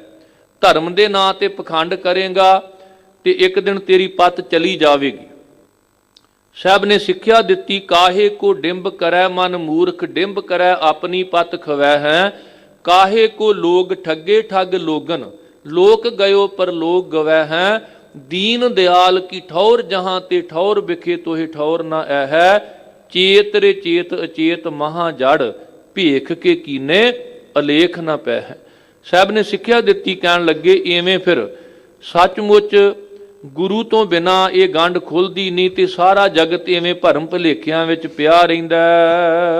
ਗੁਰ ਮਿਲਿਆ ਭਉ ਮਨ ਵਸੈ ਭਾਈ ਪੈ ਮਰਨਾ ਸੱਚ ਲੇਖ। ਗੁਰੂ ਨੂੰ ਮਿਲ ਕੇ ਜਦੋਂ ਪ੍ਰਮਾਤਮਾ ਦਾ ਅਦਬ ਰੂਪੀ ਡਰ ਮਨ ਵਿੱਚ ਵਸਦਾ ਹੈ ਭਾਈ, ਫਿਰ ਪ੍ਰਮਾਤਮਾ ਦੇ ਡਰ ਨਾਲ ਜਦੋਂ ਮੋਹ ਮਾਇਆ ਵੱਲੋਂ ਜੀਵ ਆਪਣੇ ਆਪ ਨੂੰ ਮਾਰ ਲੈਂਦਾ ਨਾ, ਤੇ ਜਿਹੜੇ ਫਿਰ ਉਹ ਕਰਮ ਕਰਦਾ ਉਹਦੇ ਸੰਸਕਾਰਾਂ ਦੇ ਲੇਖ ਉਹਦੇ ਮਸਤਕ ਤੇ ਲਿਖੇ ਜਾਂਦੇ ਹਨ।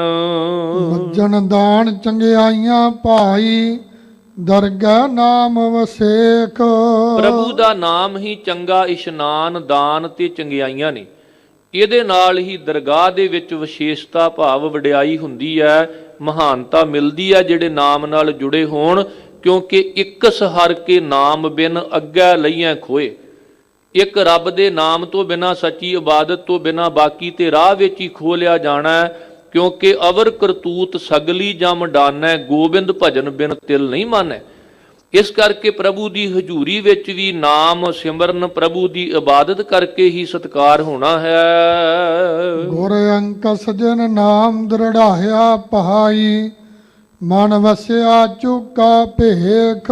ਸਭ ਕਹਿੰਦੇ ਘਬਰਾਉਣ ਦੀ ਲੋੜ ਨਹੀਂ। ਜੇ ਕਿਤੇ ਮਨ ਹਾਥੀ ਦੇ ਵਾਂਗ ਅਵੈੜਾ ਹੋ ਕੇ ਵਿਗੜ ਗਿਆ ਨਾ, ਜਿਵੇਂ ਹਾਥੀ ਮਸਤ ਹੋ ਕੇ ਕੇਲਿਆਂ ਦੇ ਬਾਗ ਨੂੰ ਉਜਾੜ ਦਿੰਦਾ ਹੈ, ਤੇ ਉਦੋਂ ਇੱਕੋ ਹੀ ਤਰੀਕਾ ਹੈ ਵੀ ਜਿਹੜਾ ਮਹਾਵਤ ਹੈ ਨਾ ਉਹਨੂੰ ਕੁੰਡਾ ਪਕੜਾ ਕੇ ਤੇ ਹਾਥੀ ਦੇ ਉੱਪਰ ਬਿਠਾ ਦਿਓ। ਉਹ ਜਦੋਂ ਕੁੰਡੇ ਦੀ ਸੱਟ ਮਾਰਦਾ ਨਾ ਤੇ ਹਾਥੀ ਫਿਰ ਜਿੱਧਰ ਨੂੰ ਉਹ ਮਹਾਵਤ ਮੋੜਨਾ ਚਾਹਵੇ ਉਧਰ ਨੂੰ ਮੁੜ ਜਾਂਦਾ ਹੈ।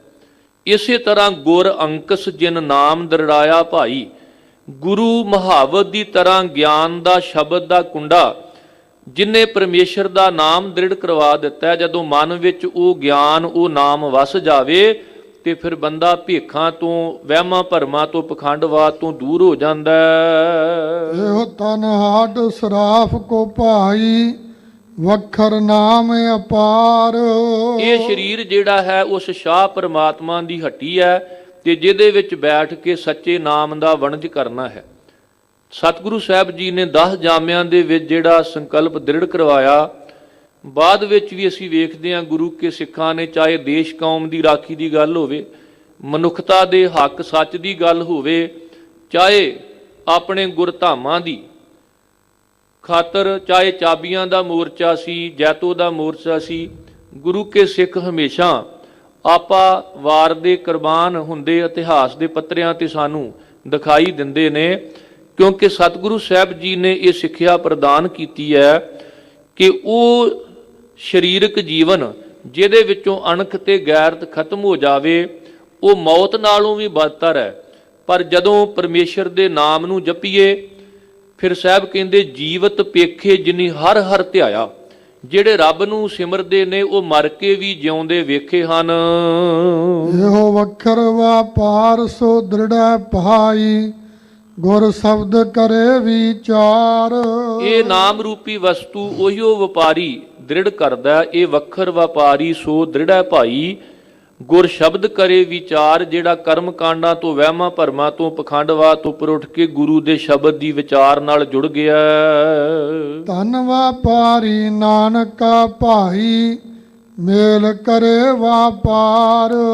ਇਹ ਨਾਨਕ ਐਸਾ ਵਪਾਰੀ, ਐਸਾ ਵਣਜ ਕਰਨ ਵਾਲਾ, ਨਾਮ ਦਾ ਵਣਜਾਰਾ ਧੰਤਾ ਜੋਗ ਹੈ, ਜਿਹੜਾ ਗੁਰੂ ਕੀ ਸੰਗਤ ਨਾਲ ਮਿਲ ਕੇ ਪਰਮੇਸ਼ਰ ਦੇ ਨਾਮ ਦਾ ਵਣਜ ਕਰਦਾ। ਸਾਹਿਬ ਕਹਿੰਦੇ ਵਣਜਾਰਿਆਂ ਸਿਓ ਵਣਜ ਕਰ, ਲੈ ਲਾਹਾ ਮਨ ਹੱਸ। ਜਦੋਂ ਗੁਰੂ ਕੇ ਸੰਗਤ ਰੂਪੀ ਵਣਜਾਰਿਆਂ ਨਾਲ ਮਿਲ ਕੇ ਨਾਮ ਦਾ ਵਣਜ ਕਰੇਗਾ, ਇਹ ਖੱਟੀ ਖੱਟ ਕੇ ਫਿਰ ਖੁਸ਼ ਹੋ ਕੇ ਆਨੰਦ ਸਹਿਤ ਤੂੰ ਸੁਰਖਰੂ ਹੋ ਕੇ ਮਾਲਕ ਦੇ ਦਰ ਤੇ ਪਹੁੰਚੇਗਾ। ਸਤਿਗੁਰੂ ਕਿਰਪਾ ਕਰਨ। ਜਿੱਥੇ ਦਸ਼ਮੇਸ਼ ਪਿਤਾ ਜੀ ਦੇ ਪਰਉਪਕਾਰਾਂ ਬਾਰੇ ਆਪਾਂ ਗੁਰਮਤਿ ਵਿਚਾਰਾਂ ਦੀ ਸਾਂਝ ਪਾਈ ਹੈ, ਪਾਵਨ ਮੁੱਖ ਵਾਗ ਦੀ ਵਿਚਾਰ, ਅਤੇ ਅੱਜ ਜੋ ਚਾਬੀਆਂ ਦਾ ਮੋਰਚਾ, ਮੈਂ ਪਹਿਲਾਂ ਵੀ ਬੇਨਤੀ ਕੀਤੀ ਕਿ ਗੁਰੂ ਕੇ ਬਾਗ ਦਾ ਮੋਰਚਾ, ਜੈਤੋ ਦਾ ਮੋਰਚਾ, ਨਨਕਾਣਾ ਸਾਹਿਬ ਦਾ ਸਾਕਾ, ਪੰਜਾ ਸਾਹਿਬ ਦਾ ਸਾਕਾ, ਇੱਥੇ ਤੱਕ ਕਿ ਜਿਹੜੇ ਅੱਜ ਕਹਿ ਰਹੇ ਨੇ ਵੀ ਕਿਸਾਨ ਤਾਂ ਸਾਰੇ ਦੇਸ਼ ਵਿੱਚ ਨੇ ਪਰ ਕੇਵਲ ਸਿੱਖਾਂ ਨੂੰ ਜਾਂ ਪੰਜਾਬੀਆਂ ਨੂੰ ਕਿਉਂ ਹੇਜ ਆਇਆ। ਨਹੀਂ, ਜਲਿਆਂਵਾਲੇ ਬਾਗ ਵਿੱਚ ਜਦੋਂ ਜਰਨਲ ਡਾਇਰ ਗੋਲੀਆਂ ਚਲਾ ਕੇ ਬਹੁਤ ਸਾਰੇ ਲੋਕਾਂ ਨੂੰ ਮੌਤ ਦੇ ਘਾਟ ਉਤਾਰ ਦਿੰਦਾ, ਉਦੋਂ ਵੀ ਪੰਜਾਬੀ ਅੱਗੇ ਆਏ ਸਨ। ਦੇਸ਼ ਦੀ ਆਜ਼ਾਦੀ ਲਈ 90% ਕੁਰਬਾਨੀਆਂ ਜਿਹੜੀਆਂ ਉਹ ਪੰਜਾਬੀਆਂ ਦੀਆਂ ਨੇ, ਬਾਕੀ ਕੇਵਲ 10% ਨੇ। ਇਸ ਕਰਕੇ ਜਦੋਂ ਵੀ ਹੱਕ ਸੱਚ ਦੀ ਗੱਲ ਆਉਂਦੀ ਹੈ, ਚਾਹੇ ਕੋਈ ਬਾਹਰਲੇ ਦੇਸ਼ ਹਮਲਾਵਰ ਬਣ ਕੇ ਆਉਂਦੇ ਨੇ, ਪੰਜਾਬ ਦੀ ਛਾਤੀ ਤੋਂ ਲੰਘ ਕੇ ਜਾਂਦੇ ਨੇ, ਪੰਜਾਬ ਛਾਤੀ ਤਾਣ ਕੇ ਅੱਗੇ ਖੜੋ ਜਾਂਦਾ ਦੇਸ਼ ਦੀ ਰਾਖੀ ਵਾਸਤੇ। ਤੇ ਅੱਜ ਵੀ ਕਿਸਾਨੀ ਹੱਕਾਂ ਲਈ, ਹੱਕ ਸੱਚ ਲਈ ਔਰ ਕਾਲੇ ਕਾਨੂੰਨਾਂ ਦੇ ਵਿਰੁੱਧ ਵਿੱਚ ਜੇ ਪੰਜਾਬ ਦੇ ਲੋਕ ਡਟੇ ਨੇ, ਉਹਨਾਂ ਵਿੱਚ ਗੁਰੂ ਕੇ ਸਿੱਖ ਵੀ ਨੇ, ਹਿੰਦੂ ਵੀ ਨੇ, ਮੁਸਲਮਾਨ, ਈਸਾਈ ਵੀ ਨੇ, ਸਾਰੇ ਨੇ। ਕਿਉਂਕਿ ਕਿਸਾਨ, ਮਜ਼ਦੂਰ ਤੇ ਦੁਕਾਨਦਾਰ ਸਾਰੇ ਇਹਨਾਂ ਕਾਲੇ ਕਾਨੂੰਨਾਂ ਨਾਲ ਪ੍ਰਭਾਵਿਤ ਹੋ ਰਹੇ ਨੇ। ਸਤਿਗੁਰੂ ਕਿਰਪਾ ਕਰਨ, ਸਾਡੇ ਮਨਾਂ ਦੇ ਅੰਦਰ ਸਤਿਗੁਰੂ ਸਾਹਿਬ ਜੀ ਦੇ ਪਾਵਨ ਗੁਰ ਸ਼ਬਦ ਦੀ ਵਿਚਾਰ, ਸਤਿਗੁਰਾਂ ਦੇ ਪਰ ਉਪਕਾਰਾਂ ਦੀ ਮਹਿਮਾ ਬੇਅੰਤ ਸ਼ੁਕਰਾਨਾ ਅਕਾਲ ਪੁਰਖ ਵਾਹਿਗੁਰੂ ਜੀ ਦਾ, ਧੰਨ ਧੰਨ ਗੁਰੂ ਗ੍ਰੰਥ ਸਾਹਿਬ ਜੀ ਦਾ, ਆਪ ਸਾਰੀਆਂ ਸੰਗਤਾਂ ਦਾ ਫਿਰ ਇੱਕ ਵਾਰ ਸਾਹਿਬੇ ਕਮਾਲ ਧੰਨ ਗੁਰੂ ਗੋਬਿੰਦ ਸਿੰਘ ਮਹਾਰਾਜ ਜੀ ਦੇ ਪ੍ਰਕਾਸ਼ ਗੁਰਪੁਰਬ ਦੀਆਂ ਬਹੁਤ ਬਹੁਤ ਵਧਾਈਆਂ। ਹੁਣ ਸੱਚਖੰਡ ਸ੍ਰੀ ਹਰਿਮੰਦਰ ਸਾਹਿਬ ਤੋਂ ਗੁਰਬਾਣੀ ਕੀਰਤਨ ਅਤੇ ਅਲੌਕਿਕ ਜਲੌ ਦਾ ਸਿੱਧਾ ਪ੍ਰਸਾਰਨ PTC ਸਿਮਰਨ ਤੇ ਆਵੇਗਾ।